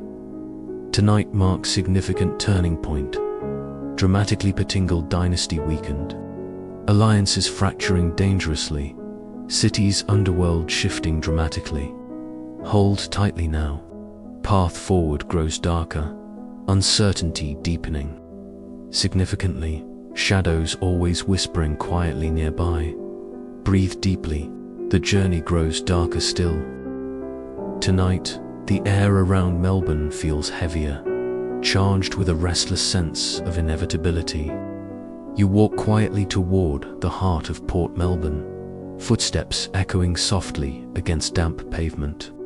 Approaching the lingering ghosts of a night still vividly remembered, Victor Peirce's assassination. The violence still ripples outward, reshaping alliances, fracturing trust, and leaving unanswered questions haunting the city's darker streets. Months have passed since Victor's murder, yet whispers continue spreading quietly, fragments of rumors, speculation, and theories drifting uncertainly through smoky pubs and shadowed alleyways. Victor's death shattered more than his own life. It cracked open deep fissures within Kath Pettingill's already unstable criminal dynasty. Kath has withdrawn cautiously, visibly affected by Victor's loss, yet beneath her composed exterior, you sense cold determination quietly growing. Privately, she suspects internal betrayal clearly. Convinced Victor's killers emerged directly from within the Flemington crew, or even from within her own circles. Her watchful eyes sharpen dangerously, paranoia bleeding silently into every decision, every whispered conversation. You find yourself quietly observing Kath's calculated maneuvering, subtle shifts in alliances, discreet distancing from questionable associates, careful consolidation of power. She senses vulnerability clearly, recognizing enemies circling hungrily, eager to exploit perceived weakness. Kath reacts decisively, ruthlessly, severing dangerous connections, reinforcing loyalty aggressively among trusted allies. But despite Kath's careful planning, whispers of dissent quietly emerge within her ranks. Pettingill associates increasingly fearful, distrustful, sensing potential reprisals looming dangerously. Flemington crew members watch nervously, aware their long-standing alliance with Kath grows dangerously unstable. Tensions simmering beneath careful smiles. And then, curiously, you encounter another fringe tidbit quietly circulating among insiders, claiming Victor's murder wasn't orchestrated by external rivals, but instead resulted directly from internal conflicts, possibly even sanctioned subtly by Kath herself. Informants quietly whisper speculation that Victor's reckless ambitions, persistent arrogance, and repeated disobedience might finally have exhausted Kath's patience irrevocably, prompting her ruthless decision privately. Yet investigators still question fiercely whether Kath would truly sacrifice her own son, deliberately perhaps. Rumors, merely strategic disinformation, carefully planted by rivals attempting destabilization deliberately. Detectives privately acknowledge Kath's ruthless pragmatism clearly, yet doubt maternal loyalty so easily discarded casually. Police, meanwhile, intensify pressure relentlessly, recognizing clearly that Victor's unresolved murder represents critical vulnerability for Pettingill dynasty. Detectives quietly exploit internal tensions strategically, attempting aggressively to weaken Kath's power through targeted raids, relentless interrogations, carefully planted informants. Kath senses police pressures increasing dramatically, paranoia further intensifying within criminal circles dangerously. Melbourne citizens react ambiguously, quietly uncertain how precisely to interpret Victor's unresolved assassination clearly. Some privately relieved, viewing his death as symbolic justicity, quietly absolving collective complicity publicly. Others secretly disturbed, recognizing unresolved murder, indicative of deeper societal fractures, quietly hidden, deliberately, dangerously ignored publicly. And tonight, standing quietly in Port Melbourne beneath cloudy skies, you feel distinctly the lingering uncertainties haunting Victor's murder. Clearly unanswered questions echoing persistently. Unresolved tensions simmering dangerously beneath cities' composed exteriors. Quietly, yet abruptly, violence again erupts, shockingly, dramatically, this time targeting Kath's associates directly. One quiet evening, a Pettingill-linked safe house suddenly explodes violently, flames illuminating darkened streets vividly, sending startled neighbors scrambling anxiously. Police arrive quickly, discovering multiple casualties clearly targeted. Deliberately, assailants vanishing swiftly again, leaving behind confusion, blood, lingering fear. Kath reacts furiously, convinced attack directly linked to Victor's unresolved assassination. Privately suspecting internal betrayal once more, she orders ruthless retaliation immediately. Quietly mobilizing loyal associates aggressively, determinedly hunting internal traitors relentlessly. Melbourne's criminal underworld explodes violently again, alliances fracturing openly, resentments erupting uncontrollably. Cities' darkest streets engulfed chaotically once more, yet quietly, among survivors, whispering nervously afterward. Another curious fringe detail emerges apparently. Attackers wore masks resembling Victor's face symbolically during assault, deliberately referencing his unresolved murder provocatively. It's a bizarre, unsettling detail, clearly intended psychologically destabilizing survivors further, intensifying paranoia dramatically among Pettingill circles dangerously. Detectives privately speculate attackers likely originated directly within Kath's ranks, internal treachery increasingly plausible. Clearly, Kath remains stubbornly convinced external rivals orchestrated attack deliberately, refusing acknowledging potential internal betrayal openly. Yet privately, you sense her lingering doubts, clearly paranoia deepening significantly, suspicion infecting every interaction quietly, dangerously eroding trust internally. Tonight, standing quietly near smoldering ruins beneath Melbourne's rainy skies, you feel distinctly the violent fractures shaking Pettingill Dynasty. Betrayals suspected strongly, trust irreparably damaged internally, city's criminal underworld destabilizing dramatically. Victor's unresolved murder haunting Dynasty, persistently symbolic catalyst, intensifying internal fractures irreversibly, trust dangerously elusive internally. Take another careful breath now. Feel distinctly tonight's lingering uncertainties, subtle betrayals, violent tensions. Hold sensations carefully, because Pettingill Dynasty now navigates dangerously toward collapse. Internal fractures intensifying dramatically, shadows lengthening dangerously. Brace yourself carefully. Path forward grows darker significantly. Now internal violence erupting uncontrollably. Suspicions fracturing alliances irreparably. City's criminal landscape shifting dramatically. Melbourne, profoundly shaken yet stubbornly resilient, navigates cautiously forward, forever haunted collectively by unresolved violence, publicly, unanswered clearly. Tonight marks significant turning point, dramatically Pettingill Dynasty weakened.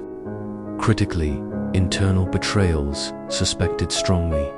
City's darker tensions dangerously unresolved publicly.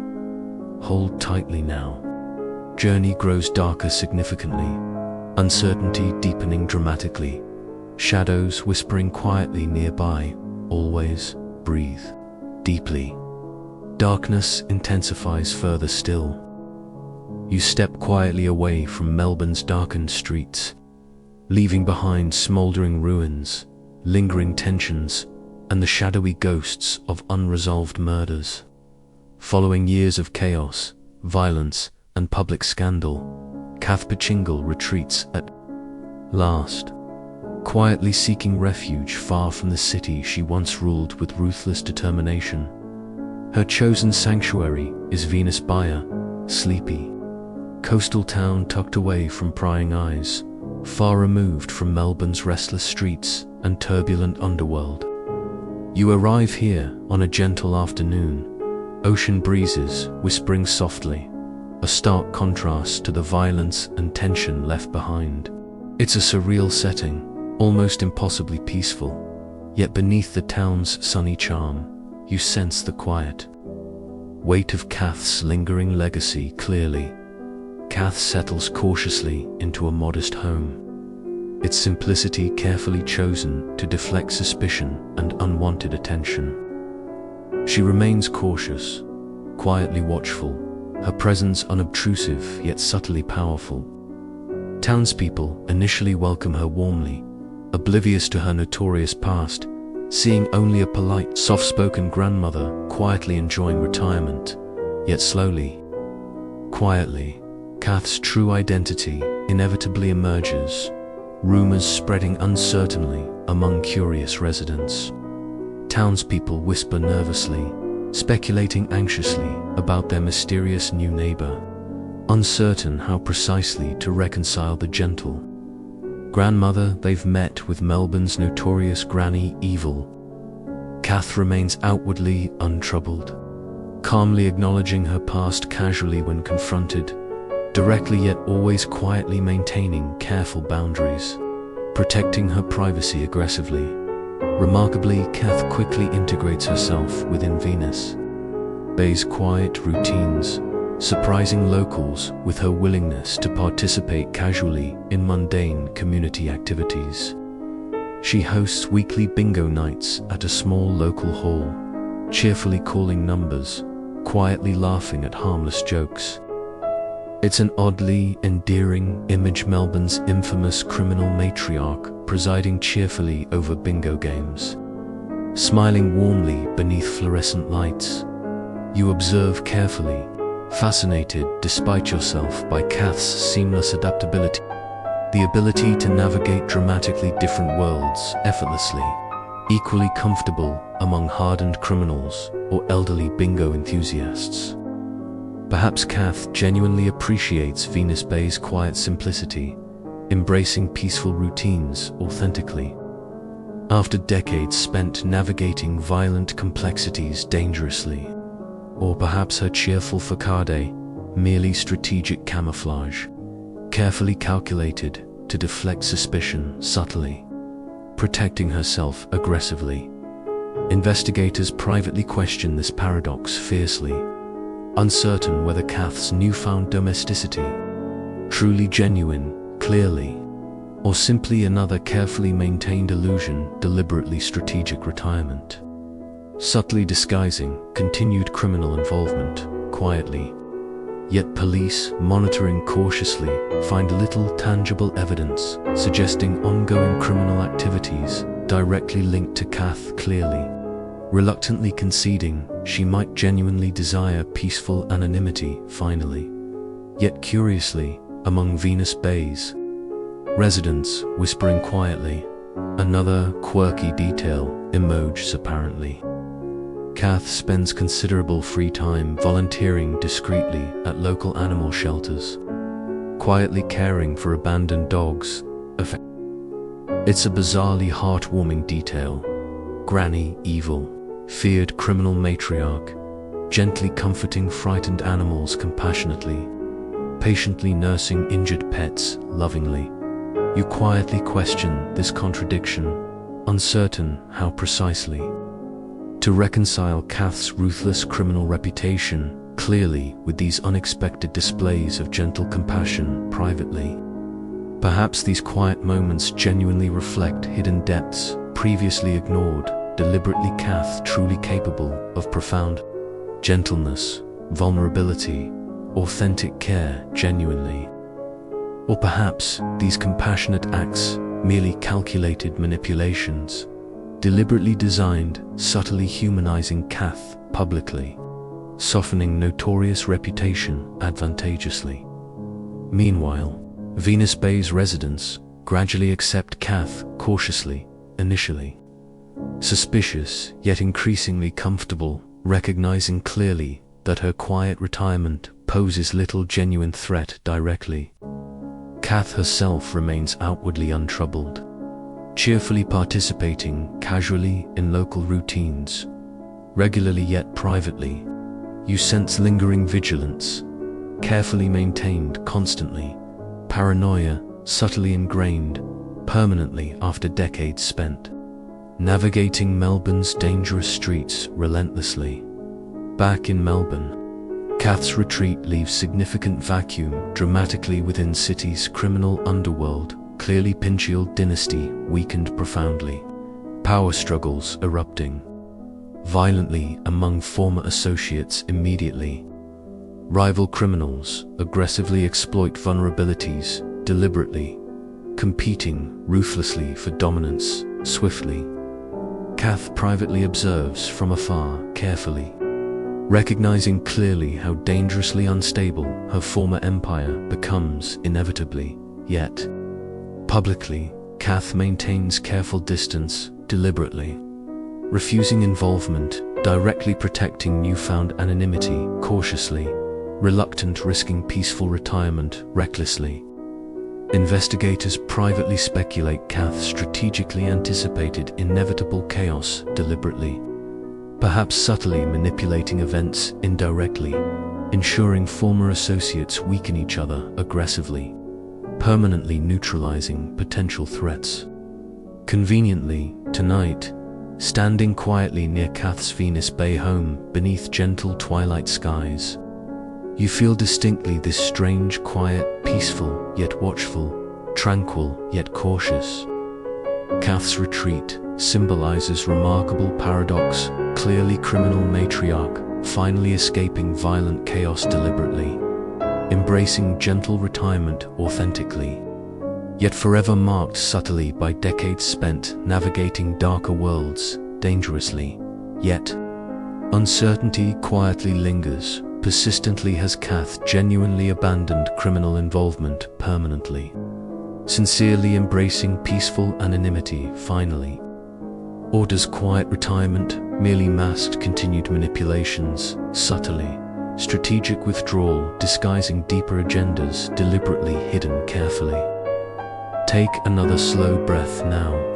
Feel tonight's gentle contradictions, distinctly quiet tensions, lingering subtly beneath peaceful facades. Carefully hold sensations cautiously, because Kath's peaceful retirement profoundly reshapes Pettingill legacy dramatically. Yet ambiguities persist quietly, truth uncertain clearly. Brace yourself. Carefully. Path forward grows subtler, significantly now peaceful yet uncertain, gentle yet watchful, shadows whispering quietly nearby constantly. Melbourne's notorious matriarch quietly retires dramatically, yet lingering questions persistently haunt legacy, permanently truth, elusive, frustratingly. Reality, ambiguous, subtly. Tonight marks significant turning point, dramatically criminal, dynasty weakened, critically. Notorious matriarch, quietly withdrawn, cautiously. Peaceful anonymity embraced carefully. Hold tightly now. Journey grows subtler. Significantly, uncertainty deepening dramatically. Shadows lingering softly, always. Breathe deeply. Quiet contradictions persist further still. Tonight, you step quietly away from Venus Bay's peaceful shores, returning to Melbourne City still haunted by the Pettingill family's violent legacy. Even years after Kath's quiet withdrawal, Melbourne's criminal landscape, fractured dramatically in Kath's absence, has descended into chaotic rivalry, fueled by paranoia, betrayal, and suspicion. Yet something far stranger now emerges quietly within this fractured underworld. Rumors swirling persistently about witnesses and former associates vanishing inexplicably, disappearing completely into thin air. You navigate quietly through shadowed alleyways, hearing whispered conversations hinting nervously at secret identities, carefully orchestrated disappearances, informants quietly absorbed into witness protection programs. These whispered disappearances immediately capture your attention. The curious phenomenon of former Pettingill associates abruptly, quietly removed from Melbourne's criminal networks completely, identities erased subtly, relocated discreetly, living quietly under assumed names elsewhere anonymously. Police, determinedly protective, aggressively shield these informants, recognizing clearly the extreme danger they face. Directly Pettingill loyalists hunting relentlessly, determinedly silencing potential threats permanently. Investigators quietly acknowledge the strategic necessity of these disappearances. Clearly each informant representing invaluable intelligence, potentially undermining Pettingill operations dramatically. Yet detectives privately question whether witness protection genuinely guarantees informants' long-term safety reliably. Suspiciously aware how ruthlessly persistent Kath's remaining loyalists remain, constantly always watchful, always patient. Meanwhile, among former Pettingill associates whispering nervously, paranoia intensifies dramatically. Each disappearance heightening suspicion dangerously, intensifying fears subtly, distrust infecting every interaction quietly. Informants privately suspect potential traitors, secretly facilitating these vanishings directly, quietly betraying former allies ruthlessly for protection, guarantees desperately. Yet, among these whispered conversations, quietly emerges another curious fringe detail. Apparently, some vanished witnesses discreetly resurfaced periodically, briefly appearing unexpectedly within Melbourne itself, deliberately observed publicly by former associates subtly, then quickly disappearing again, mysteriously. It's a bizarre, unsettling pattern, suggesting hidden motivations, clearly perhaps deliberate psychological manipulations subtly intended carefully to destabilize remaining Pettingill loyalists mentally. Investigators privately speculate authorities strategically orchestrate these fleeting reappearances, deliberately informants briefly displayed publicly as carefully calculated warnings, subtly intended clearly to unsettle remaining Pettingill loyalists psychologically, undermining their sense of safety deliberately, intensifying paranoia aggressively. Kath, quietly residing in Venus Bay, cautiously remains watchful, privately clearly that vanished informants potentially represent serious threats directly, knowledge carefully guarded dangerously. Yet outwardly, Kath publicly dismisses these disappearances, casually claiming ignorance convincingly, maintaining innocence convincingly, privately sensing clearly how deliberately authorities leveraged these vanished witnesses aggressively against remaining loyalists strategically. You find yourself quietly observing Melbourne's tense atmosphere, closely sensing clearly city's criminal underworld profoundly destabilized dramatically, remaining Pettingill loyalists increasingly paranoid dangerously. Each disappearance intensifies suspicion significantly, undermining trust irrevocably, internal fractures widening dramatically. Yet cities, ordinary citizens react ambiguously, privately relieved by authorities. Aggressive actions discreetly, recognizing vanished witnesses represent dangerous individuals clearly, quietly reassured by police's protective measures, cautiously, simultaneously. Citizens privately troubled subtly by moral ambiguities quietly implied, deliberately witness protection methods, subtly manipulative, clearly. Identities erased quietly, realities distorted subtly, truth deliberately obscured. Frustratingly, investigators privately question fiercely whether ends genuinely justify morally ambiguous means, employed aggressively informants, strategically disappeared deliberately. Psychological tactics, subtly manipulative, clearly moral. Boundaries dangerously blurred deliberately.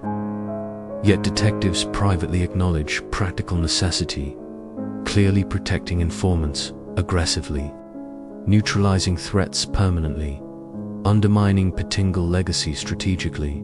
Tonight, standing quietly beneath Melbourne's cloudy skies, you feel distinctly these ambiguous contradictions haunting city clearly. Quiet relief mixed subtly with lingering moral unease privately. Genuine appreciation tempered cautiously by troubling questions, deliberately unresolved publicly. City struggles persistently, reconciling practical necessity strategically with troubling ethical implications clearly. Yet Melbourne stubbornly accepts these quiet contradictions, persistently recognizing clearly vanished informants represent pragmatic necessity directly, morally ambiguous methods quietly accepted deliberately, complexities subtly ignored publicly. City quietly sacrifices clear moral boundaries, deliberately prioritizing practical outcomes aggressively, accepting ambiguity cautiously and privately. Among former Pettingill loyalists whispering nervously, paranoia intensifies dangerously. Disappearance further eroding remaining trust internally, fractures widening dramatically, suspicions dangerously unresolved constantly. Investigators privately acknowledge vanished witnesses successfully destabilize remaining criminal networks significantly strategically undermining trust internally, effectively fracturing alliances aggressively. Tonight, take another careful breath now. Feel distinctly these lingering ambiguities haunting Melbourne, persistently quiet. Relief, mixed subtly with moral unease, privately. Practical necessity, cautiously accepted, deliberately. Troubling ethical implications, frustratingly. Unresolved publicly. Hold sensations carefully because witness disappearances profoundly reshape Melbourne's criminal landscape dramatically. Moral boundaries dangerously blurred deliberately. Brace yourself carefully. Path forward grows increasingly ambiguous. No moral complexities subtly intensified dramatically. Practical necessities dangerously accepted cautiously. Shadows whispering quietly nearby constantly. Melbourne quietly navigates uncertainly forward, forever haunted collectively by lingering ambiguities publicly. Troubling contradictions, persistently unresolved, deliberately. Tonight marks significant turning point, dramatically criminal networks. Dangerously fractured significantly, trusts permanently damaged internally. City quietly accepting moral complexities deliberately. Hold tightly now. Journey grows increasingly ambiguous, significantly. Uncertainty deepening dramatically. Shadows lingering softly always. Breathe deeply. Ambiguity intensifies further still. Tonight, you sense Melbourne quietly shifting beneath your feet, drawn toward the subtle ways the Pettingill legacy has seeped deeply into popular culture, transforming their violent history into something approaching dark mythology. As the family's criminal dominance fades, a different power quietly emerges, one fueled by media fascination, artistic interpretation, and public obsession. You notice at first subtly bookstore shelves stocked with crime thrillers, loosely inspired by Pettingill history, films and television series dramatizing their notorious exploits dramatically, documentaries dissecting their lives meticulously.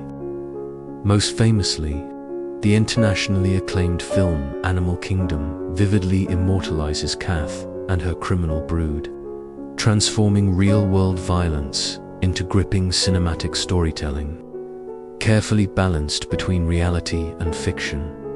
Walking quietly through Melbourne, you hear snippets of conversations referencing Pettingill-inspired characters, casual as citizens, passionately debating cinematic portrayals. Fascinated, yet uncertain, precisely how accurately fictional narratives represent genuine historical truth clearly. Popular culture quietly blurs boundaries dangerously between real individuals and fictionalized depictions subtly, leaving citizens privately uncertain clearly where precisely truth ends. Deliberately, an artistic license begins strategically, yet, among filmmakers quietly whispering cautiously, emerges another curious fringe detail apparently.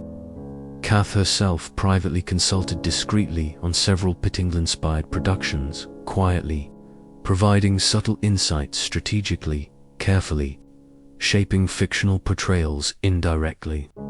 It's a bizarre, intriguing revelation, suggesting Kath deliberately contributed subtly to her family's mythologizing, dramatically perhaps recognizing clearly how media portrayals permanently reshape public perceptions, advantageously enhancing families' enduring notoriety dramatically.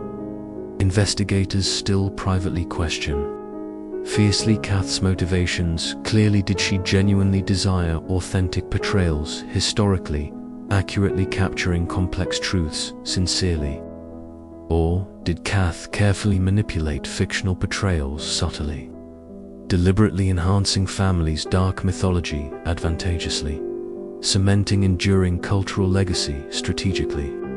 Publicly, Kath dismisses involvement, casually acknowledging fictional portrayals briefly, yet distancing herself carefully from sensationalized depictions dramatically. Yet privately, you sense her quiet satisfaction, subtly recognizing clearly how effectively media portrayals permanently shape public perceptions advantageously, ensuring families' enduring cultural relevance dramatically. Melbourne citizens privately struggle persistently, distinguishing reality clearly from fictional dramatizations, deliberately popular culture, subtly blending authentic historical truths strategically with sensationalized exaggerations dramatically, leaving citizens quietly uncertain precisely how accurately fictional portrayals represent genuine realities historically. Yet citizens remain fascinated, persistently, passionately debating cinematic interpretations privately, questioning historical accuracies fiercely, recognizing clearly how media portrayals profoundly reshape collective understandings dramatically. Citizens privately acknowledge ambiguities clearly, yet embrace popular culture enthusiastically, willingly accepting sensationalized interpretations strategically. Investigators privately acknowledge complexities frustrating. Clearly, popular culture permanently distorts genuine historical truths subtly, yet reluctantly conceding how effectively fictional portrayals publicly increase awareness dramatically, indirectly supporting continued investigations strategically. Tonight, standing quietly beneath Melbourne's neon-lit streets, you distinctly sense lingering ambiguities haunting city, clearly popular culture dramatically reshaping historical realities advantageously, citizens quietly accepting fictional distortions strategically, genuine truths increasingly elusive frustratingly, city struggles persistently distinguishing clearly where precisely reality ends.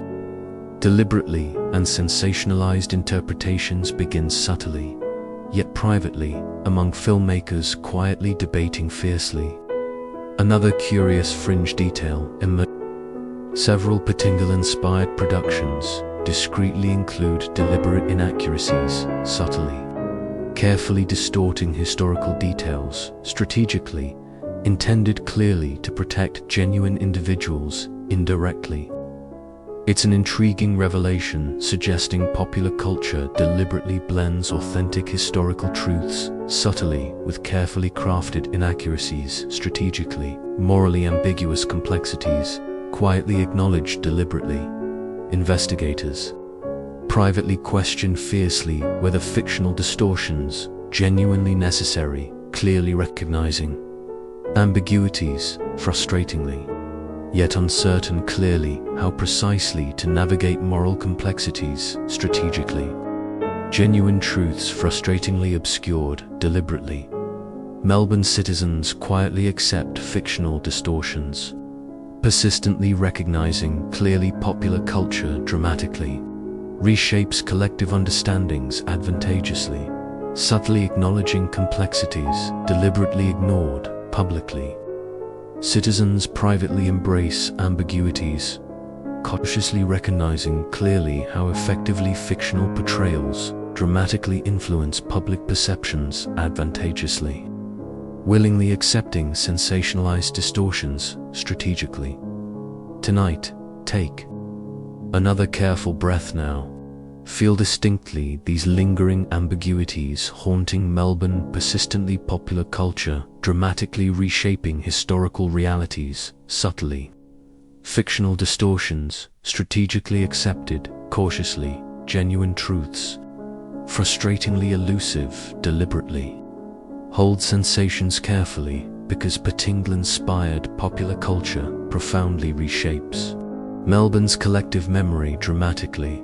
Reality increasingly ambiguous, frustratingly. Truth subtly obscured, strategically. Brace yourself carefully.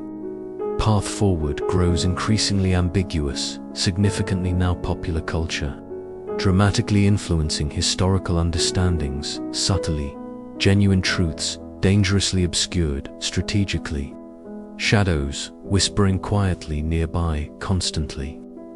Melbourne quietly navigates uncertainly forward, forever haunted collectively by popular culture's subtle distortions publicly. Troubling ambiguities persistently unresolved, deliberately. Tonight marks significant turning point, dramatically criminal. History permanently reshaped dramatically. Fictional portrayals, dangerously influential strategically. Genuine truths, frustratingly elusive publicly. Hold tightly now. Journey grows, increasingly ambiguous, significantly. Uncertainty deepening. Dramatically, shadows lingering softly, always. Breathe deeply. Ambiguity intensifies further still. Tonight, you quietly return to Melbourne's streets, sensing deeply how the Pettingill legacy still ripples through the city's fabricates. Aftershocks, subtly reverberating, reshaping lives quietly, redefining destinies permanently. The dynasty that once dominated headlines has fractured irreparably, yet its lingering shadows continue haunting Melbourne quietly, their impact subtly felt in lives fractured. Destinies altered dramatically.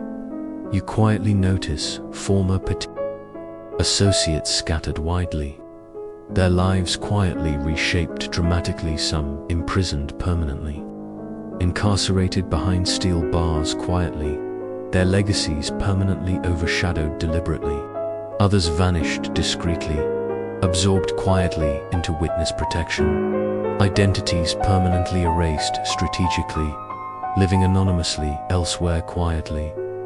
Yet most fascinating quietly remain those former associates who quietly rebuilt quiet lives, cautiously resurfacing subtly within Melbourne itself, deliberately blending inconspicuously among ordinary citizens carefully. These individuals cautiously navigate careful anonymity, quietly working ordinary jobs, deliberately, quietly rebuilding peaceful lives, strategically. Their criminal pasts carefully concealed privately. Walking quietly through Melbourne, you might unknowingly pass these former associates regularly baristas quietly serving coffee, mechanics repairing cars discreetly, store clerks quietly restocking shelves unobtrusively. Their anonymity carefully protected strategically yet privately. Lingering anxieties persistently haunt these individuals, clearly paranoia, quietly ingrained permanently, always watchful, always cautious. Kath herself quietly continues residing peacefully in Venus Bay, cautiously, chefed her legacy profoundly reshaped dramatically. The criminal empire she once ruled dramatically collapsed irreversibly. Alliances fractured permanently, internal betrayals damaging trust irrevocably. Kath privately acknowledges clearly how profoundly violence permanently reshaped her dynasty dramatically yet publicly. She maintains dignified composure carefully, quietly protecting newfound anonymity aggressively and curiously among former associates, quietly rebuilding quiet lives discreetly. Another quirky fringe detail emerges apparently. Several individuals privately commemorate anniversaries discreetly, quietly marking significant Pettingill-related dates deliberately. It's a bizarre, poignant detail, quiet rituals, subtly acknowledging former lives clearly, privately commemorating shared history deliberately. Lingering nostalgia cautiously expressed subtly. Melbourne citizens privately remain fascinated, persistently gossiping cautiously, speculating anxiously about Pettingill-related individuals discreetly. Yet citizens publicly ignore these lingering shadows, deliberately preferring quiet denial publicly, deliberately avoiding uncomfortable realities strategically. Cities subtly ignores lingering aftershocks, persistently yet privately acknowledges clearly how profoundly Pettingill dynasty permanently reshaped collective identity dramatically. Investigators privately continue monitoring cautiously, quietly aware former associates subtly navigate careful anonymity deliberately. Identities strategically concealed privately. Detectives privately acknowledge complexities, clearly recognizing quietly rebuilt lives. Genuinely attempting redemption, sincerely, yet cautiously maintaining vigilance persistently. Paranoia quietly ingrained permanently. Tonight, standing quietly beneath Melbourne's shadowed skies, you distinctly sense lingering uncertainties haunting city, persistently quiet lives, cautiously rebuilt, subtly. Criminal pasts deliberately concealed privately, lingering anxieties quietly ingrained permanently. City quietly navigates uncertainly. Forward forever haunted collectively by unresolved shadows publicly. Troubling ambiguities persistently unresolved deliberately. Take another careful breath now. Feel distinctly these quiet contradictions persistently haunting. Melbourne clearly careful anonymity cautiously navigated quietly. Former lives deliberately concealed privately. Lingering nostalgia subtly expressed cautiously. Hold sensations carefully because Pettingill legacy profoundly reshapes Melbourne dramatically. Quietly rebuilt lives subtly influencing city's collective identity permanently. Lingering shadows deliberately unresolved publicly. Tonight marks significant turning point, dramatically criminal dynasty permanently collapsed dramatically. Quiet lives cautiously rebuilt, discreetly lingering shadows persistently unresolved deliberately. Hold tightly now. Journey quietly approaches, conclusion finally ambiguity, subtly persistent, dramatically. Uncertainty, deliberately, unresolved, strategically. Shadows whispering quietly nearby constantly. Now, as Melbourne quietly attempts healing, cautiously, lingering. Shadows persistently remind city collectively how profoundly Pettingill legacy permanently reshaped collective identity dramatically. Tonight, Quietly acknowledge these lingering uncertainties, persistently recognize clearly how profoundly unresolved ambiguities permanently influence Melbourne dramatically. Shadows, deliberately unresolved, publicly. Breathe slowly, will gently. Ease now toward closure, softly navigating lingering ambiguities, persistently, allowing shadows subtly fade quietly. Slowly, gently, you feel Melbourne's shadows soften around you, tensions carefully relaxing subtly. The story you've traveled quietly tonight was intense, filled with subtle contradictions persistently, unresolved questions deliberately, lingering clearly.